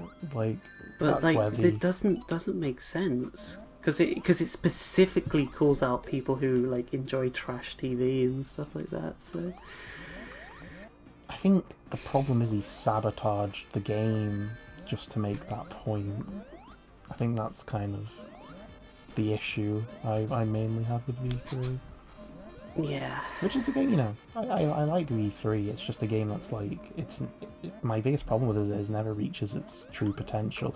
If it wanted to be a subversion, it should have committed to the idea of it. mm-hmm. There's a difference between being unsatisfying narratively, but having good writing, like Sopranos many a times is narratively unsatisfying, but it makes for great moments, like, you know, one of the big deaths at the end of the season 2. It just happens, doesn't it? There's no, like, fanfare to it. But it's, and like, a lot of people... Quite frankly, that's... Go on. I was going to say, that's why I give Many Saints the pass, is just simply because that is exactly what The Sopranos would have done. When I went to that party, like, 2 weeks ago, I met some Sopranos fans, and I found more people who enjoy Many Saints. They're like, great movie. Goodness. I was like, finally. It was really if only there was a podcast out there that... Wait a minute. But then again, they also said Tony did nothing wrong, so to take that for what you will. Psychopaths. I did bring this up briefly, but, like, I'll probably never meet them again, but, like, it's like if I met somebody whose ironic filter was, like, never turned off. It was insane. Oof. Like, all I know about Sopranos is that it ended on a fucking cut to black. Okay. don't like that Okay, movie quick for question. you. Are you ever going to watch The Sopranos? Because, like, I'm going to justify it, but it might require some spoilers, okay? You should watch The Sopranos, though. You should definitely watch The Sopranos. You owe it to yourself to watch The Sopranos. Yeah. Why not? I want to hear your reasoning. Why not? Yeah, come on. I am bearing in mind that The Sopranos is probably one of my favourite dramas. So. Why would you not want to watch one of the greatest shows of all time? If you've watched Breaking Bad. Yeah, exactly. If you watch Breaking Bad, you borderline owe it to yourself to watch Sopranos. In the US, HBO Max.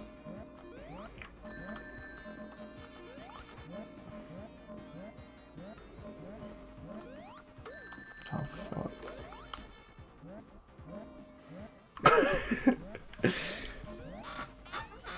Damn, I hit back to that. Spike's crazy.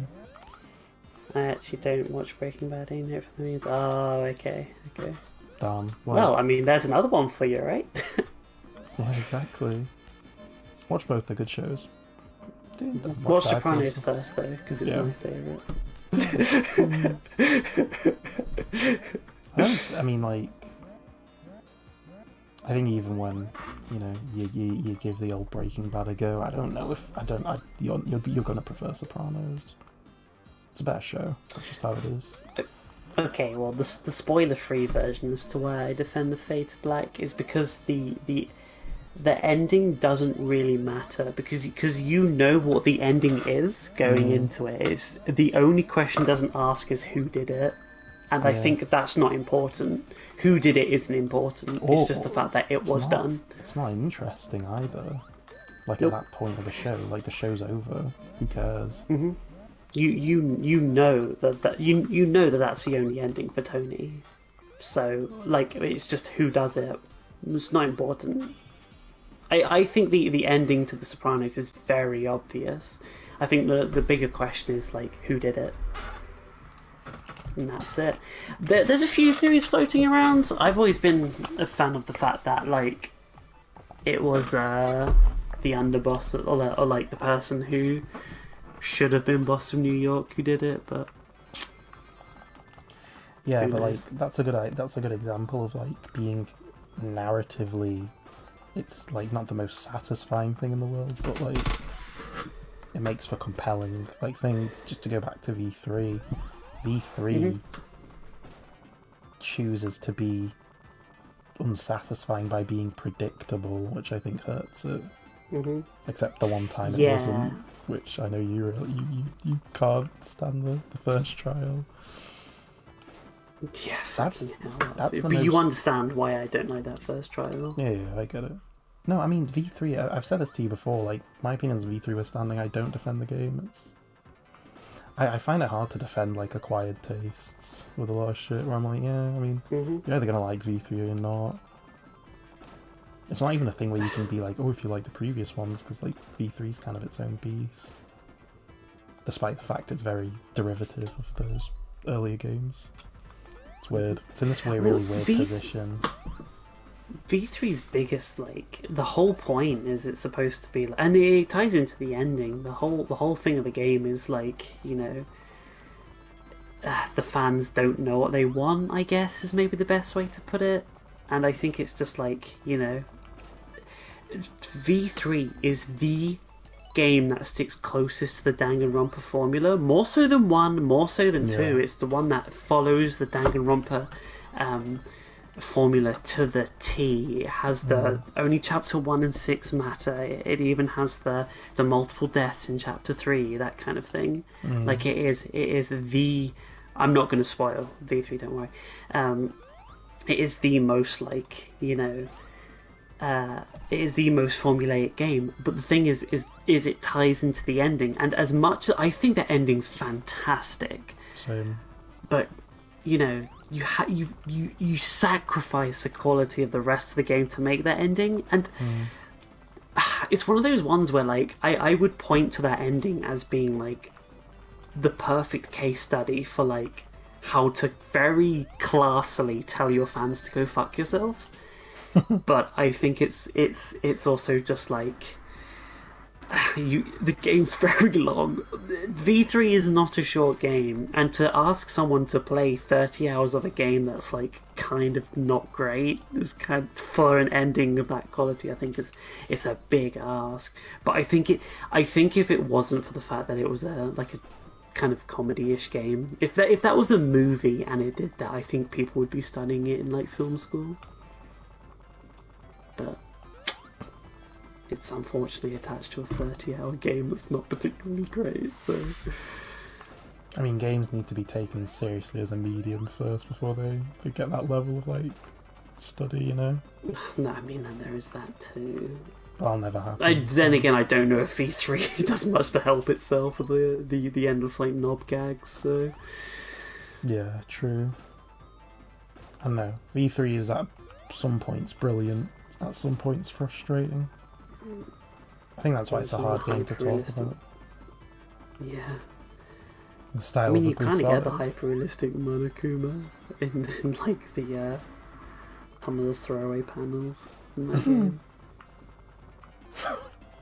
Yeah, true. No, but no, yeah, I definitely like. I have been whenever you get around to playing V3, like let us know. But like the ending to V3, I've always seen it as the middle finger to the fans, which I think is the most Danganronpa way to go out. If I'm going to be quite honest, Yeah. I've never agreed with that. It's not saying that just simply because it's way too on the nose. It's way too like, you guys are idiots for liking this, which is like, sure. Yeah, and it's not like I don't think like he hates Danganronpa. I don't even think he hates like the people who asked him to make the game. I just think his whole thing is like, I'm done with this series. Don't ask me for more, Hmm. which I think is Yeah, fair. it falls. It's like the, never-ending sequels are always bad for like the franchise. There's that very good rule that like no like there are no good trilogies, which For is movies kind specifically, something. Oh, not I mean, video games like, are a lot more like have more of a video good games are, track record with that. Yeah. yeah, but video games don't focus solely on the story, so it always has the gameplay to prop it Oh up. yeah, sorry, I Whereas, thought you were like, just talking about as a whole. no, I was talking more specifically with films. Like, because it's clear that the writers of Danganronpa are like big film buffs, just simply because some of the fucking references they make Yeah, to some of the games. Um, I think and that is the Japanese writers, not the English writers. with I films mean, the like English writers are big film fans as well, but I think with films a lot of the time going for like a duology sometimes is like asking a bit much. You know what I mean? yeah. Before going into Danganronpa, I thought Monokuma would be like good cop, bad cop for the Lego Movie because he has two halves.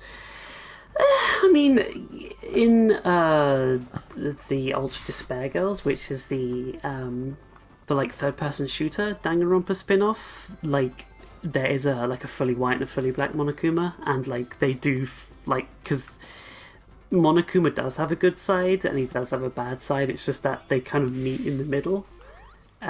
Like you get to see that fully like insane Monokuma versus the fully good Monokuma. So it is kind of like that, but not to the same extremes like Good Cop Bad Cop. Yeah, I mean, I think it's yeah. Monokuma's awesome though. It's like it's one of my favorite like characters in a video game ever. Yeah. With Pontak and Graph wrote Danganronpa. I mean, some of the jokes in that game do feel like something they'd write. So Yeah, I mean they'd probably just write. I don't know. They'd either go like that make like jokes like that relied too much on like just saying random thing, or they'd make it super gory like they did with Happy Tree Friends. I mean, like not being funny, but ibuki. Yeah, I mean Danganronpa does have like humor like that, but like I'd say most Danganronpa humor's hits. Humor. I don't find Ibuki funny if that means anything. But I think most of Danganronpa humor hits pretty good, pretty well for the most part. Oh, cool. Where do I go now? 5,000. Can I leave now? Please let me leave. Is there something below here? Can I just go? Am I gonna kill myself if I go down here? No. Okay, cool. No, but yeah. I don't know. It'd be. I don't. I fucking hate Graph. Fontak, I hate him. I'm glad that they're not writing Sonic anymore. I'm not sure if they're the biggest fan of you, to be honest. Yeah, true, but like, I don't claim to be a professional writer, so. Your IMDb page says otherwise. Come on, Sonic's brother doesn't count. Oh my god, I completely forgot that. Do you want to tell that story? Or? I had more of this plot in my mind. I'd give you the full plot synopsis. But when I was a kid, I wrote a Sure, I mean comic. more like I story, wrote, yeah. I wrote a comic, a totally original comic about Sonic and his brother, like his evil brother. And the best part about it was like as the issues went on, I feel like his brother was less and less of a focus, if I recall correctly. his brother was like less and less of a focus as it went on. So like the title was kind of misleading. I mean, out of curiosity, was the actual title of the comic just straight up Sonic's Sonic and his brother? no, Sonic and his brother. That's what it Sonic is. and his brother. Okay. Yes, Sonic and his brother. Yeah. I mean, like obviously, like you were younger, but like, I mean, I guess the title is exactly what it says on the tin. Like, no one's going to be calling you out for like misleading advertising. The thing is, like, it's the what I find funny about it is it's like the most like Sonic fan thing you could do. Like, introduces like evil brother. You know what I mean? It's like, oh, Sonic had an evil brother all along. Oh, It's you like, made the brother evil as well. yeah, he was the main antagonist. Well, no, he wasn't really. Like, he became so unimportant to that story. Are you seeing this fucking anime shit? What the f? Super Sonic. What the fuck? I've never noticed that before. I'm Vegito. Oh my god! What Okay. the fuck? That was funny. No, but yeah, yeah, it's like, you know what it was? I was inspired a lot of like the Newgrounds Sonic cartoons, which I used to like when I was a kid. That was like my fucking haven, you know. I love that shit. Yep.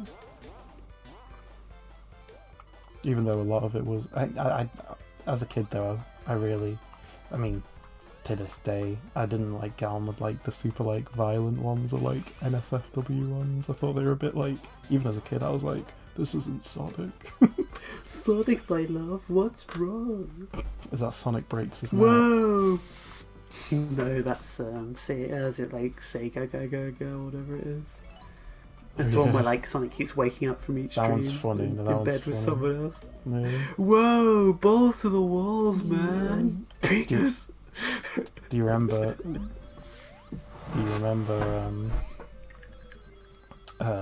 Fuck it, I forgot what I was gonna say. Just going back to Sonic's brother real quick. What was Sonic's brother's name? Good question. I don't know. Was it like a Sonic Underground, like Manic? I wouldn't be surprised if I just didn't name him. Sonic's brother. You should really call me by my name, you know. It was like a hodgepodge of just like different ideas. Like I remember one part, like they go to a hotel and then the hotel collapses and then for no reason they just meet like baby versions of themselves. Like it's fucking Mario Partners in Time. Sure. Or Rocky and the Cockroaches. Or Rocky and the Cockroaches, whatever. I feel like I literally had got done like playing Partners in Time, and that was the reason I included that. Scourge the extra Tenric. Okay, that's what Sonic's brother is known as from now on. I love Scourge. Real talk, I love Surge's. I love Surge as well. Her designs are really cool. Is Surge's name intentional, by the way? Yeah, it has to be.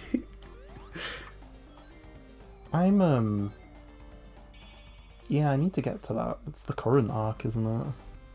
Yeah.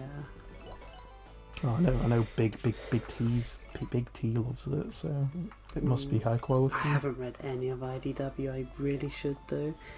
I'm reading Yu-Gi-Oh at the moment. Actually, go fucking okay. I mean, you said you're Sonic, guess fan comic. Yeah.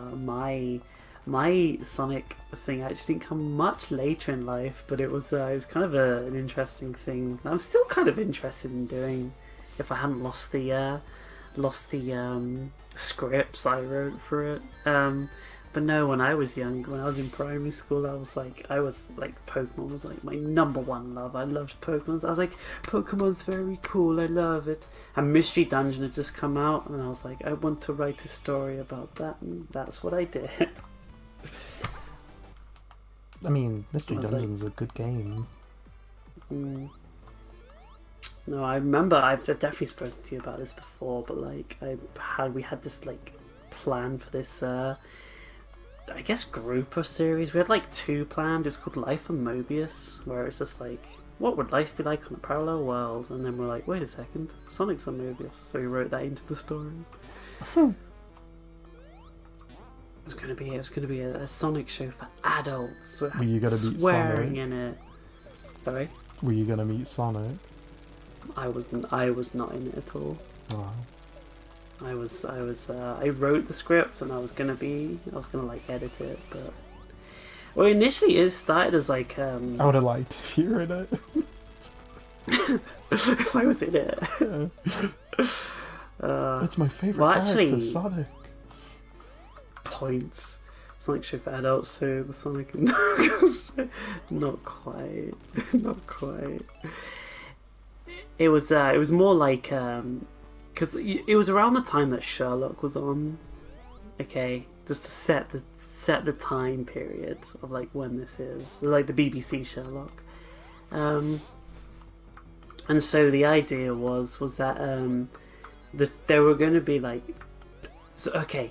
No, let me just start from the beginning. The idea was what we were originally going to do was we were originally going to do this review series called Bonza Game Reviews, where each episode, the main character from the game would be like the guest on the review. And then we realised that was going to be a lot of work.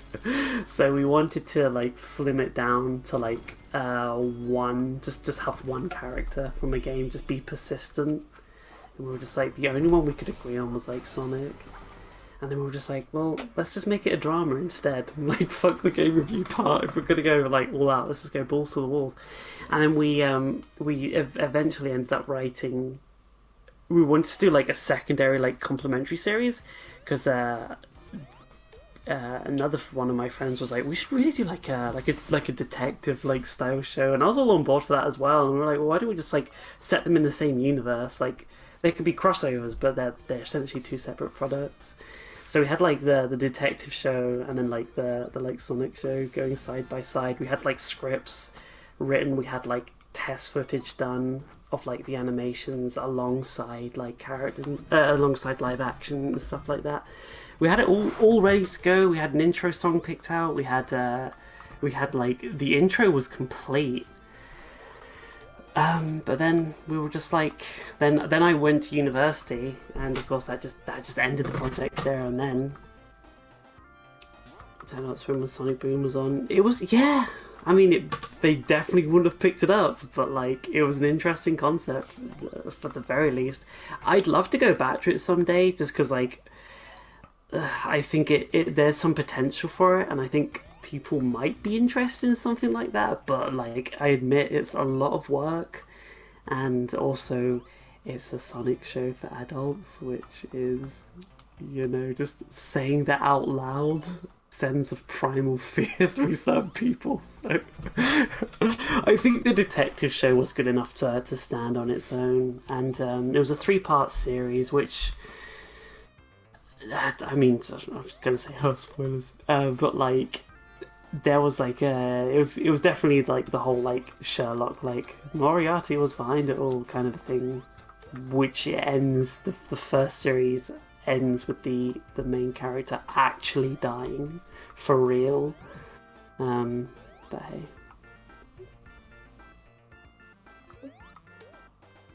If I can find those scripts, I'll send them on to you, because I still have them somewhere. I never deleted them, but like... MTV doesn't do anything interesting anymore, though.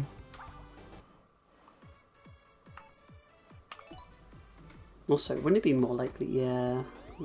They'd be more likely to do a Nickelodeon show, right? Can't wait to watch Sonic Prime. Fucking Sonic Prime and like that Paramount Sonic show coming out at like the same time is really weird, right? Yeah, we're probably gonna be complaining that there's now too much Sonic. I think the weird thing is as well is like we're in this situation where we're gonna have like 4 different sets of voice actors for the game, for all the different franchises that are running at the moment. Yeah. I wish at least one of them would appeal to me, but to each their own. Nah, I mean Sonic Prime might be good. I know nothing about it, so... I think we've seen like a grand total of like 10 seconds from that show. And we're both like, Ah, ah. Well, look, all I'm gonna say is Sonic Boom Season 1 was animated badly, and Sonic Prime is animated even worse. It had some weird animation. Looking to it. Sonic Boom Season 2 is animated really well. Nickelodeon wouldn't do Sonic Boom Season 3 just simply because, like, they're doing that live action one. I mean, they wasn't wouldn't Sonic want to Boom compete with themselves. wasn't Sonic Boom not like big enough as like big enough of a hit to justify a third season? Yeah, something like that. Although then again, from what I heard, they just cancelled the series. Just like, okay, they just cancelled the series. Like they were just like, yeah, you're doing no more. And like I think the writers were surprised they weren't coming back for the third season. If I remember correctly, I think the head writer said they had stuff planned. I heard something like if the head writer was like, if they're doing a third season, they're doing it without me or some shit. Something like that, yeah. I mean, to be fair, like in Cartoon Network's defense, like that show had no ongoing story, so they had no reason to want to carry it on. I mean, from what I know, it wasn't pulling in like big numbers, and that's like why it went to Boomerang. Oh, I mean, they didn't schedule it particularly well in America, from what I To heard. be Like, fair, yeah, Cartoon Network are notorious for that shit. like the season's premiere was just like at 6 a.m. in the like obviously like who's up to watch it at that time? You know they did like a poor job of marketing Adventure Time regular shows and Gumball's finales. Like they just let the shows Yeah, die. I heard about that. Yeah, Like they just let the show like so shit because like at the end of the day, like you have loyal fans to these. What you should have done is made like a big deal of it. Maybe like do a marathon of the show or something. Like, oh sorry, maybe it's hurting your constant showings of. I don't know, what are they showing these days? Teen Titans Go, I guess. I like to see Sonic Boom's taking classic Sonic Silver the Soulverse, maybe a tiny weird joke. I remember seeing all those like fan arts floating around of what like the other characters would look like in Sonic Boom. I'd like to see some Silver like representation at all. Yeah, Silver is my third favorite Sonic character. So. Man doesn't Man hasn't been in anything relevant since 06. I love my Flake. I love him in the comics though. Woof. Same. I love Silver. Silver's a fucking nerd though. I like Silver because he's one of the few Sonic characters with like nuance to him, which I mean you gotta take what you can get, right? Yep. I also just like the fact that like it doesn't matter what's going on, Silver's always from a bad future. Poor Silver. Poor Silver. He doesn't remember that he's from like the other futures. So. Fair enough. I respect that grind. real recognizes real. The only time I've ever heard that phrase is from fucking Boondocks. There was an actual scene in Sonic Boom. Eggman asks Tails for a Telltale. Oh yeah. What do I come with this? Are you making fun of me? I also like that one where he's like, oh, this heat is more oppressive than my father. That really made me laugh. Yeah,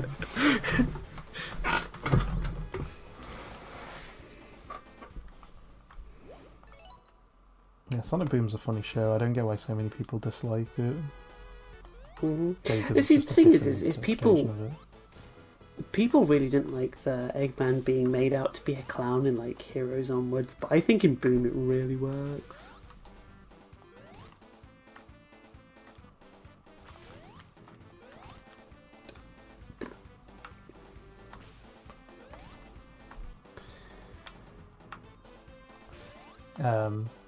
Yeah, I think it's because the whole point of that show is that it's a comedy, so he's one of the funniest characters in it. Hate Sonic Boom for despised lyrics. Huh? What's he singing, huh? Well, I mean, the game's not very good, but like, it shouldn't affect the quality of the show, right? Yeah, they're like two completely separate things. They don't even feel connected. I mean, Plus, technically speaking, they weren't, were they? But yeah, the game kind of got fucked over, but then again, we don't know how good Sonic Synergy was gonna be. exactly. With a name like Sonic Synergy, whew. I mean, I like the idea that a lot of like the Jack and Daxter devs were working on it, but at the end of the day, mandates are mandates, right?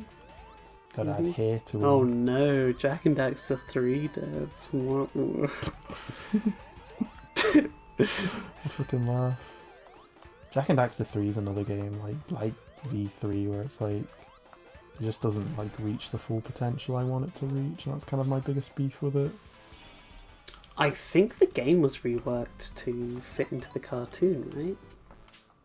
Yes, the cartoon was always originally planned. The Which would weird thing probably was, explain why the writing's so off in like Rise of Lyric. Like it has its comedic moments, but it's like not comedic overall. they made Boom Knuckles unfunny. I don't know how they managed that. I really love that, like the Sonic scene where he's like, me? Yeah, same. It's well animated. Okay, say what you will about like Sonic Boom, that game is really well animated. It's Well, yeah, probably the best animation like in any Sonic it's the game. Jack and Daxter devs, isn't it? So I True, guess it makes true. sense. Yeah, it is weird. Fucking It does suck. have the best fucking animations. Like, that's true. Yeah, they only wrote the first episode, didn't they? I don't know if they wrote the game though, right? I think the Big Red No, they Button wrote the didn't. game entirely. They didn't write the game, not to my knowledge. It's not really in the style of their writing. Like, don't get me wrong, it's shit and unfunny, but like not in their way where it's like beat the joke into your head over and over. I think the fish was rotten. His cruelty knows no bounds. Come on, arrows. Oh, come on, what am I supposed to do there? 5 stars is right. Wait a minute, why am I playing as Knuckles and Sonic 2? That just like hit me. Don't you remember Knuckles in Sonic 2? No, I know that's a thing. It just weirded me out. Do do do do do do do. I love Sonic. I hate that you get hurt by the back of the arrow. You should catch it, and Yuji Naka comes out and says, "Congratulations, you did it." Yeah, I think you said that last time. I love that. Like, I love that clip. It's really funny. I like the wonderful line that you sent the other day. You're gay. My favorite. He just looks like he's. Yeah, he got that a lot back in the day. You know, they looked like Nathan Drake. I mean, it ain't wrong. He admits I mean, it might be a bit, but he admits it's partly a bias for why he likes that series. Knuckles should have been in Sonic CD. Would have made wacky workbench. You said a lot easier. I think you can just replace it with bearable. Would it make it bearable though? Yeah, you can just climb up the walls. Yeah, but there's parts where it's like, okay, go down to the bottom left. It's like, alright. Yeah, but then you could just hang off the side of a wall, right? And then glide across it. Yeah, I guess so. I hate fucking wacky workbench, dude. I don't know if I said it during the stream. I felt like I said something like, "Oh, design this level should be fired." Probably not worth I think it, you said so something a bit more extreme than that. I said for the final boss of Sonic 2, I said this part Yuji Naka wiped his balls. Yeah. I love Yuji Naka. Yeah, of course. My favorite thing that he's done recently is like, I showed my kids the Sonic movie and they cried. I'm like, shut up. Why do you say that? I don't know, he's being a dick. It's like that thing George Lucas said when he sold off Star Wars. George Lucas has no right to criticize anyone.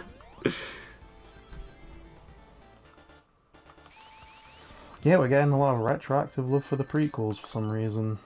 It's really obnoxious. Are we? Yeah. I saw a video which was like battles in the prequels, and it's like all the the over choreographed shit, and it's like battles in the new films, and they're all shit. And it's like, okay, it's like, so you're saying the fights are the only good thing about the prequels? All right, well they're not still not good movies though. Well, also like too much of one thing is often sometimes worse than not enough. I just hate the retroactive love some media gets. It bothers the fuck out of me. It's like the whole like, oh, Super is bad, so GT is automatically better. It's like, nah, GT still sucks. Let's just say Super's probably worse. Fair enough, I'll grant you. Okay, I think the thing with Super though is just simply the fact that it's very clearly a flanderization of the property, whereas like Yeah, at least GT could be considered a sequel, quality aside. yeah, Like, it's at least got some original ideas. I think that's why people are quite nice to it. But I like, have always described Super as like, someone heard about what Dragon Ball was from someone who's never watched it. yeah, exactly. One of my friends started reading the Dragon Ball manga, and he actually made a similar comment to you when you first watched it, which was like, I don't understand how like we get from point A to point B in terms Yeah, of exactly. in terms of like the start and the end. And I'm like, yeah, fucking changes so much. It's weird. hmm I like it'd be like to liken it to like a more Western folklore. It'd be like if like Robin Hood started off like as Robin Hood and ended up just like throwing grenades at people or something. I couldn't think of anything. Have you ever seen that movie Oh, where hold on. I'll find the person who conceived the very notion of wacky workbench, spin the time warp plate before Sonic CD was made, and give them a bullet to the head. Fucking hell. Maybe Ken Penders too in the meantime. Sorry, carry on. I don't know what to say. Like that was pretty epic. Um, is Ken Penders the worst writer to grace Sonic? Because I don't think he is. I think Graf and Pontiac are worse. I think Pen Kenders might take the biscuit though. Oh yeah, he was a bit of a weirdo. Going My back to favorite. Dragon Ball for a second, like I like Dragon Ball. Same. First Dragon Ball. I like Dragon Ball Z up until Frieza dies. Does that include when he goes to Earth? Oh yeah, oh sorry, I like it up until the point where Trunks arrives and I tune out. Yeah, because you like it when Frieza says "Daddy" and then like you tune out. Yeah, I love the bit where he says "Daddy." It makes me laugh every time. It's very in character. Daddy. It is, but it just makes me laugh.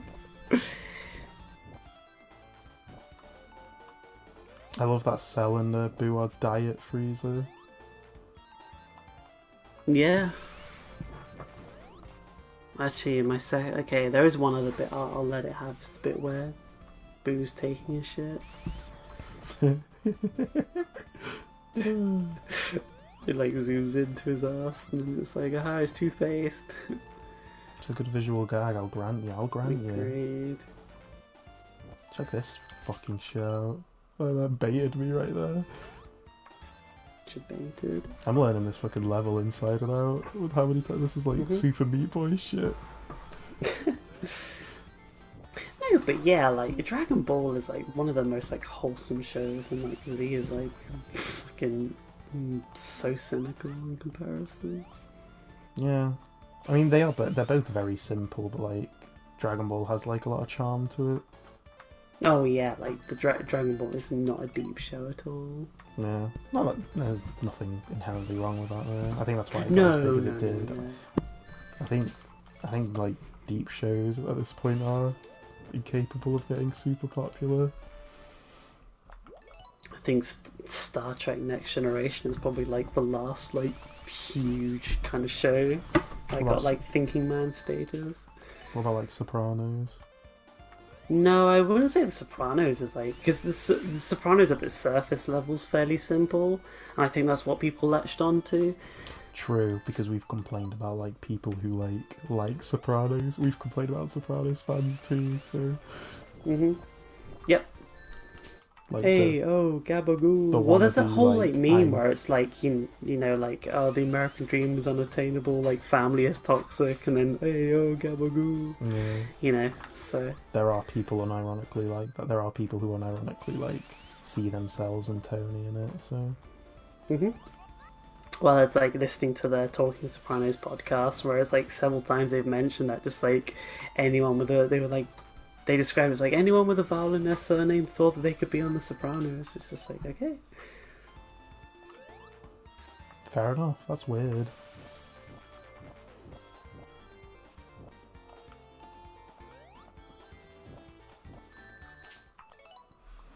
But no, yeah, yeah. I think it's I just don't think the mainstream want a lot of thinking man stuff. That's all. I also want to clarify really quickly the difference between deep and complex.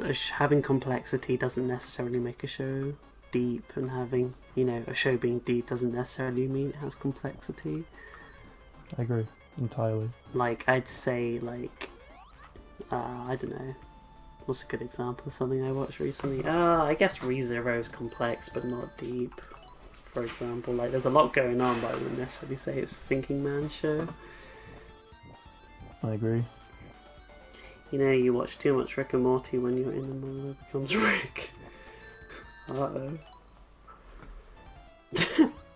I think Rick and Morty is one that tries too hard to be deep, but really isn't. Yeah, I think it falls into that category. Yeah, like I definitely said this on stream before, but like I will see season 1 of Rick and Morty was like my favorite thing for like the longest time, and like season 2 I was like, oh, alright. I even watched the episodes that got leaked because the first 2 episodes of season 2 got leaked like about a month before the series actually came out, and I was like, oh, this is so cool. And then like I've never really got back into Rick and Morty. But hey, if you're enjoying it, that's good to hear. It's too I mean, it's cynical of a popular for a show. reason, right? It's too cynical of a show for me at this point. Even though I know that was like one of the driving forces for it originally, but it has a very like life doesn't matter type like mentality, which I just don't care for. It's no longer my favorite Adult Swim show. Like, it's gone back to home movies for me. It's a quality show, to be fair. To be fair, that Back to the Future parody is still pretty good. No, I'd sorry if like I know I gush about it a lot, but I love home movies. That's such a great show. Yeah, a lot of people Animation don't watch it. aside, it's so funny. Yeah, a lot of people don't watch it. Yep. You should give it a go. Well, then again, it's not actually on any streaming service at the moment, so. And you can't get DVDs, so you know what you gotta do. Actually, all the episodes are on YouTube, so just do it that way. I'll give you $20.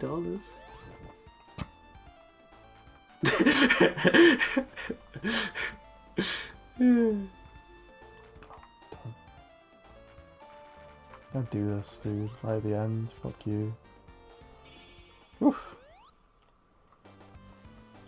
Yay! You only got a B, go back and get the S. I'm not playing that again. The tough gets going is right. Oh, dude, fucking supersonic, dude. Let's go. Let's go. This is the only way you're going to play Supersonic in Sonic 2. I mean, I have done it once before, so How do you make you feel? not good because it's like, yeah, use supersonic in the flying level. Use supersonic in the level with a bunch of bottomless pits and he controls like arse. Yeah, okay. Sonic's ass game. I mean, I've said this before, but I don't care too much for supersonic. Yeah, he makes you invincible, but like, it's a nice reward, but like I feel the same way about Super Sonic I do about like Tails and Knuckles in Classic Sonic, which is just like it's not how I prefer to play the game. You know what I mean? Sure. No, I know what you mean. Don't worry. But he is invincible. I mean, I'll give him that. Now these spiders really do be grabbing. I love Tails' little paddle animation. It's cute. It's a doggy paddle. Super Sonic look, he's trying to be overpowered and character number He 582. is. Well, I mean, just never, yeah, basically what he is. I mean, to be fair, like he was. They admitted that like Super Saiyan was the inspiration for it. So another fun fact: it was specifically based off the manga scans because in the manga, Goku had red eyes. They changed it to blue in the anime for some reason. Probably because it made it look evil or something. Yeah, but I mean, wasn't that the original appeal of like Super Saiyan, the Frieza arc, where it's like, ooh, it's like he's unstoppable, and then like in Cell, it's like, oh, we can control this now. I mean, to be fair, like from what I've heard, it sounds like Toriyama didn't want him to be like a hero, but the anime very clearly has like a different didn't get that memo. Because you know, Goku single-handedly nearly lost the entire planet, and the show's still like, oh, Goku, you're so cool. The thing is, he only did that though because of like he was doing like backlash to people who thought otherwise, which isn't a good like way to do it. Like, I mean, this is the same guy who literally made his art more angular because people were complaining about his angular art. So I'm surprised Super Sonic didn't go the Fleetway route in Sonic 2. As much as I love the Fleetway, you know, what they did with Super Sonic, like I couldn't see Sega going for it. It's way too experimental for what the Sonic series is. I would have liked to see it for sure. Yeah, same. It is an interesting concept. I mean, it's the same reason why they probably wouldn't ever do a Scourge type character. How dare Sonic be interesting, right? I don't know.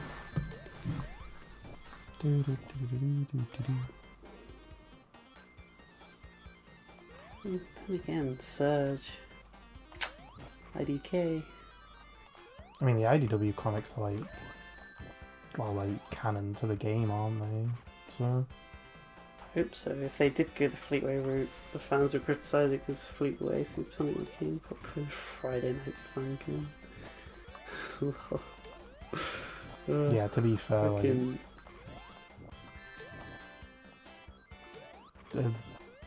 there's a lot of loyalists in the Sonic fandom which will complain if Knuckles Red is a bit of a shade off. So I guess you don't know. Sonic is supposed to be cobalt blue. Do you remember when Generations came out and people were complaining about his colour in that? Like classic Sonic's colour in that? Yeah, he was slightly lighter than modern Sonic. Yeah, it's fucking... Man, I'm hot. Oh my god, I'm boiling. I'm boiling. Get out of the pot. Yeah. I'm in a steamer, guys. Me too. We're actually playing this game in a Japanese hot spring. Ah. We're meeting. We're having good conversations with the monkeys. Problem is though, we're not in Japan, so it's unfortunate. It's the Croydon Hot Springs, which I think is just sewerage.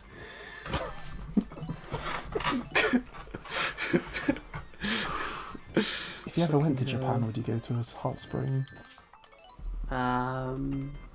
Me? Yeah. I'd say 1 ticket to the hot spring, please, and they'd say £2.50. I'd be like, good deal. They're like, fine, but you have to get naked. What, right now? I was talking to my sister about that. I was like, okay, well, why do I have to... what if I'm going to a hot spring? Like, because apparently some of them are like quite like you have to wear no clothes. It's like, why the fuck? Why you doing that to me? I just want to sit in the hot spring, dude. It's because they wanna sit opposite you and go, do your balls hang low? Can you swing it to and fro? Can you tie them in a knot? Tying your testicles in a knot sounds fucking awful. I mean, I like the fact that like my school was like, no, it's ears, it's do your ears hang low. It's like, no. There's a mod in Sonic 3 Air that lets you use the skateboard power from Generations. That sounds uncontrollable as hell. You right? Yeah, I'm just sweating up a storm. So actually, do your chains hang low? I heard it was. I heard balls as well. Yeah, I heard balls too. I mean, it's definitely not ears. Your balls hang low if you hit like 7-2.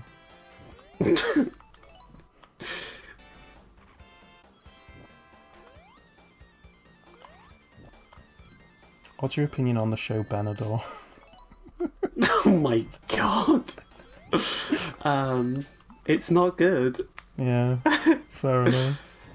It's like, oh, Johnny Vegas. What do you think of Johnny Vegas? I think he's alright. I think like he keeps getting typecast as like poor northerner. Yeah, fair enough. I mean, to be fair, like, what else could he do really?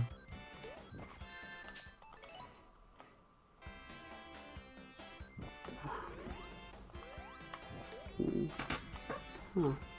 I've never heard the Chains one, I'm sorry. Maybe it's an American one. I don't know.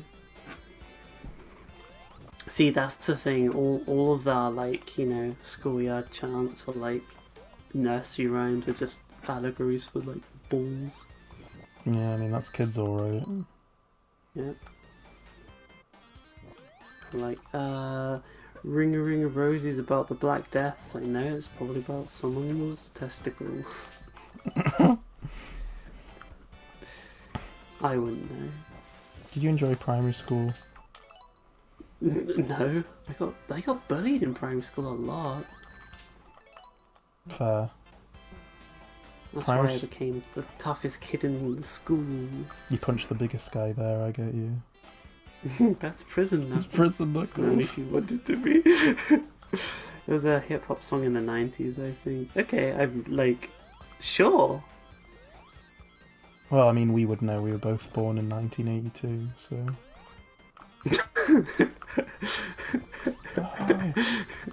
Oh, fucking this level. Actually, I was born in 20XX, but don't tell me. Was that like Mega Man X? Something like that. Because I remember like Mega Man X like this shit like that. It was like the year is 20XX.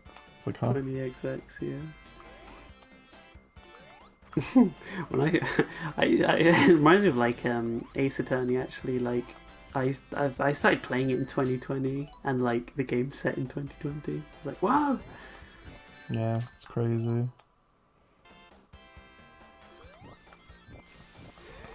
Evangelion set in 2015. Back to the Future's 2012. Yeah. Shit, man. We're hitting all of them. We're gonna run out of stuff. Yeah. Oh, I mean, at least we still have like the year 3000 shit. Into the year 3000. I hope the Earth never makes it to the year 3000. It's the same, but we live underwater. Do you remember that man that was like stuck in an airport for 18 years? Yes, I do. I watched the documentary on him and I was like, cool. Was that Narc? Anti-drug game set in 2020. It sounds like Narc, right? Not that you'd be one, right? Me? God no. I do so much weeds. Oh goodness me. You'd have to be up very early in the morning to see me not smoking a big doink. Smoking big doinks. Screaming doing something now.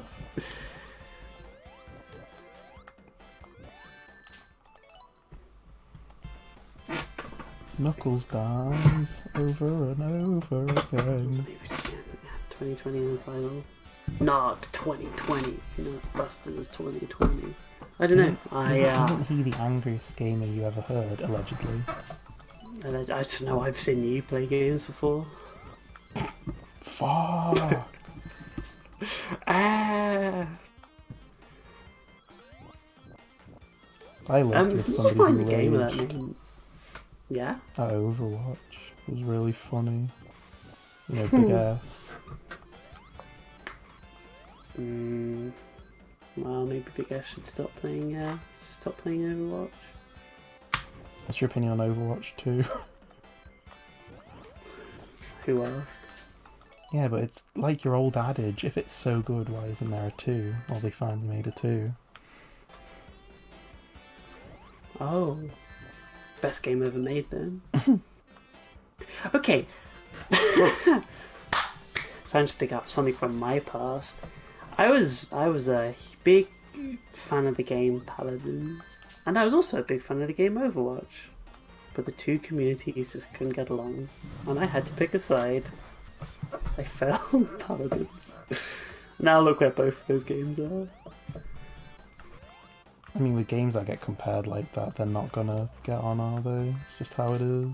No, I think the thing is though is like Overwatch had the marketing, but that was it. Like I think even when because I was in the closed beta for both, so I played both from the early stages, and like I was like Overwatch is okay, but like it doesn't have the same like personality of like a TF2.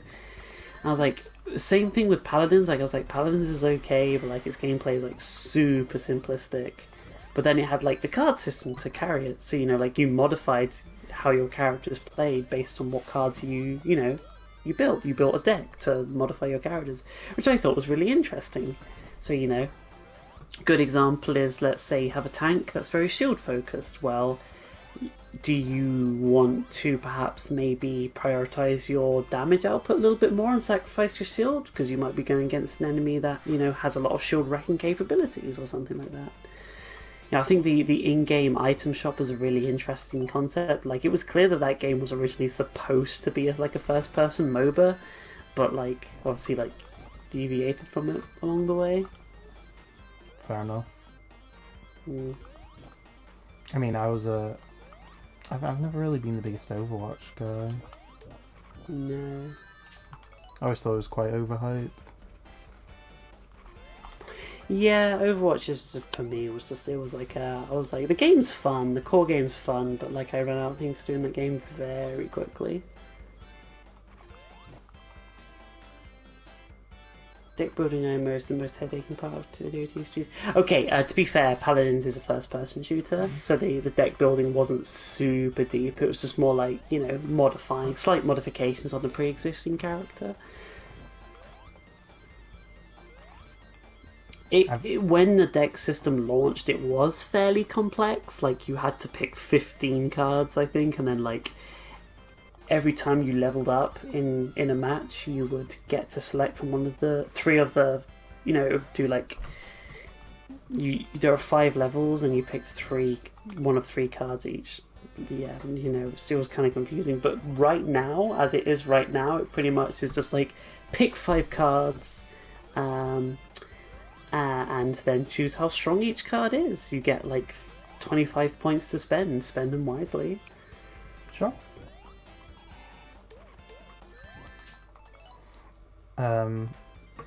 I've gotten like really impatient with games in my recent years. Like, I'm very patient with like narrative heavy games, but like when it comes to stuff where it's like,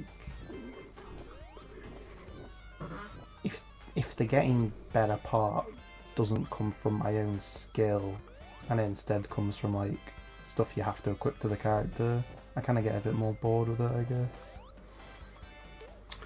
I thought of Yu-Gi-Oh! On the Xbox. I thought the game was pretty solid up until when you get new cards. Yeah, sure. I mean, I'm playing through like, was it Master Duel? No, Master Duel is the free-to-play one. Do you like it? Yeah, no, I like it a lot. I think the Master Duel format's very interesting. I was actually thinking of Duel Links. No, fucking, what's the one that we Duel bought Links on is what you're Steam? Both thinking of of, us. yeah. No, Duel Links is the other one. Legacy, Legacy of Legacy the of the Duelist, Duelist. maybe? Yeah.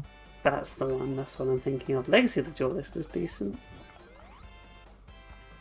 I mean, I'm interested in giving it a go. Because Mm.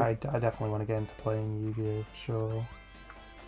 I'd say Master Duel is really good, just simply because I think the changes to the rules are kind of fun. But the thing is it makes the games really long. Fair enough. Which I mean, if you're going for like online matches, then that's cool, I guess. Sure. Do do do do do do do do do do do do. Yeah, I'm not, but I will say I'm not super in love with the deck building part. I think like it's too much like micromanagement. I love how TCGs like Yu-Gi-Oh always put out new decks every few years, keeps it from becoming a solved game. Yeah, I think it's okay if the TCG has some kind of like rule rollback built into it. So like you could play on like, oh, I'm gonna play. Let's play the 2012 rules or whatever. Yu-Gi-Oh doesn't do that. Yu-Gi-Oh is very much like if a card's banned, it's banned. Like it's unless you do like unofficial matches, there's no like officially sanctioned like old rules like there are in other TCGs. Do you want to get into Magic the Gathering? No. What's the reason? I try to, and I'm just like, this game's fucking boring. Why do It's you too like much. Yu-Gi-Oh? Too fast, more fast paced. No, the reason why I like Yu-Gi-Oh is just because it's got a similar level of complexity, but I think it's just it tends to respect you, the player, a little bit more. Whereas like Magic the Gathering kind of feels like a second job with the amount of stuff you've got to like keep on top of. And also just the fact that it's fucking expensive as well. It's not cheap. Yu-Gi-Oh is both more accessible and cheaper, so Yeah, there's quite the investment within Magic. also Magic the Gathering does that thing where it prints like really rare cards that just like dominate everything. It's just like, okay, well, not interested. So you're saying it's not balanced? I'd say it's not necessarily that it's not balanced, but just more like it, they intentionally like find ways so you can fuck over other people. Point of making is that games aren't fun when every possible outcome is a proven solution, like connect to foreign checkers. Yeah, fair, but tic tac toe. I think that's a fair point to make. While I do agree with that somewhat, I think with TCGs it's a little bit different just because there is that randomness to it. And I guess the same with chess as well. Like, when you have that many pieces on the board, like, the likelihood you're going to play a game that has happened before is astronomically low. Well, they said checkers, right? Not chess. I hope it's not chess. Yeah, Chess is a weird checkers one. checkers is different because every piece is worth the same until it's not. Whereas like chess is very complex, like rule set and stuff like that. TCGs, on the other hand, I think have the ability to be super complex unless there's like a really like obvious meta. And that is a difficult part, and it's the same thing with like online multiplayer games as well. Is if you have a meta that gets established too quickly, you're going to have a problem in the long run. Yeah. And that was Overwatch's biggest problem as well, was just simply the fact that they could not balance that game to save their lives. That's fair. So what you will about Paladins, at least it had balanced down somewhat. Like, there was never the like 2-tank meta in Paladins. Sure. I mean, I'm gonna have to take your word on that. Yeah, don't forget I was planning to go pro in that game, but there were two big barriers for that. skill being one of them. Oh! I mean, you have to understand that if you want to be pro at any game, you kind of have to dedicate your life to it. Yeah, exactly. You can't just be casually good at it, you know what I mean? Nope. And then you get to that point where you're better than your friends, but you're not getting to like the point of like the rank. No, exactly. Well, I mean, around the time that I was doing it, because I'm not sure if your college was the same, but my college was 3 days a week.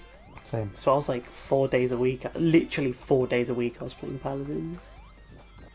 I was playing ranked, I was playing pugs. I played against and with pros quite often, quite regularly, and then I was just like, maybe I should go pro. College was actually my big gaming like hiatus, actually.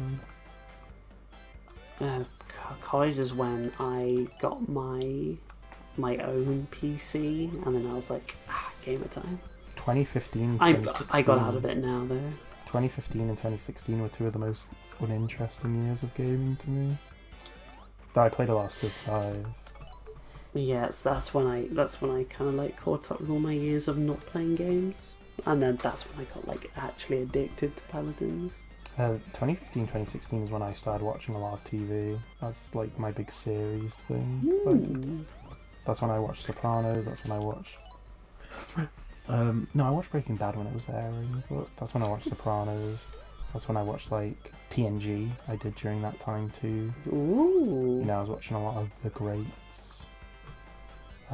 But yeah, I took a big break from gaming. I didn't get back into gaming until university, when like 2017 was a really strong year, and that's when I got really back into it.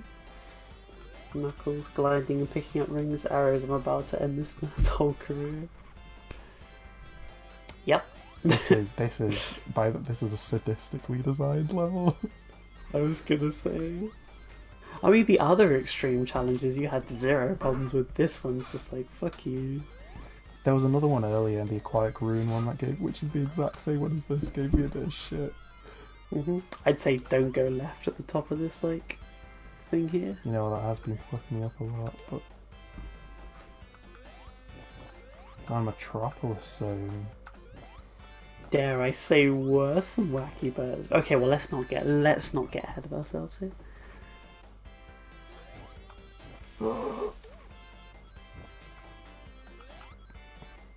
So I was talking to you so much I'd gone into a trance playing this shit. Actually, real quick, you were talking about Magic. Have you ever thought about getting into Magic? Nope. It's the same reason. It's just lack of interest. The only card game I've ever had interest in is Yu-Gi-Oh! Fuck. I used to play the Pokemon TCG quite a bit. It's a bit like it's very like luck based, isn't it? Yeah, it has I think it was designed by Wizards of the Coast actually, so it shares some similarities with Magic, including the like the elemental system. Sure. For better or for worse. Can't. Yeah, it is quite luck based actually, but I'd say it's not like it's not super like it's not a problem. The Pokemon cards weren't the biggest thing at my school. Oh, I never played it physically. I only ever played digitally. Yu-Gi-Oh was decently big at my school. Actually, neither were at my school. My primary school outright banned it. By the time I got to secondary school, I think people have moved on. So.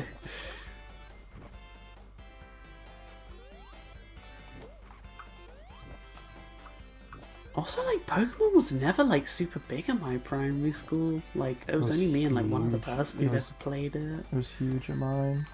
That's why I argued with Tracky's thing, is like, none of us played the games, but we collected the cards. I was like, what the fuck are you on about? Like, what backwards world is this? Yeah. The other side of Mank. Maybe because he's a year after me, maybe that's what it was like year to year. I disagree. I don't think like the entire culture would have shifted that quickly. I mean, at the end of the day, like, the Pokemon boom, like, dropped really hard, didn't but it? they would have been at school at the same time you were. Like, true. it would have just disappeared. Fuck. I mean, Pokemon. I don't know. Pokemon was pretty damn big at my school. Like the games, not the card game. When Emerald and when Ruby and Sapphire came out, that was like the biggest thing. It's like it's 2002, was it 2003? 2003, I think. Yeah, I was literally the only one excited for it in my primary school. I was like, a Pokemon, and everyone was like, huh? Oh fuck! Have mercy. Okay. Have mercy. Once you've scrubbed all the flaws in Hyrule, then we'll talk about mercy. I want to watch a YouTube live stream from my computer's media player rather than from the website. You and me both, buddy. YouTube's video player's trash. Now, here is a top tip. Some browsers, if you right click on the video twice, you can use the native player to your web browser. Uh-oh. Oh.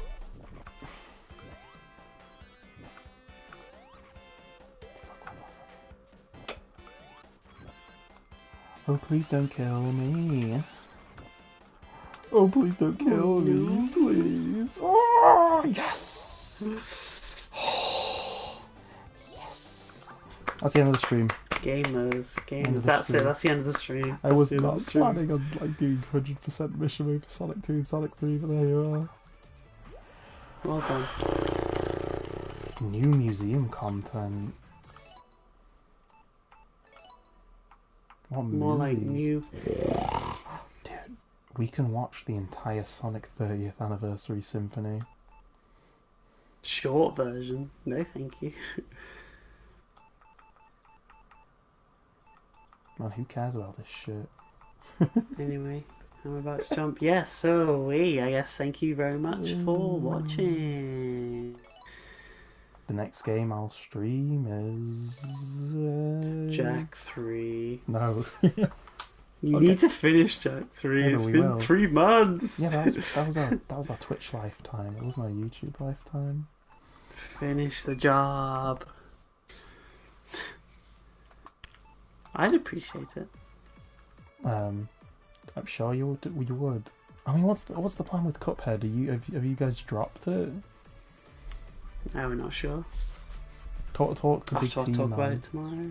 Yeah, talk to the giant T. If Big T Man drops it, will you play it solo? No.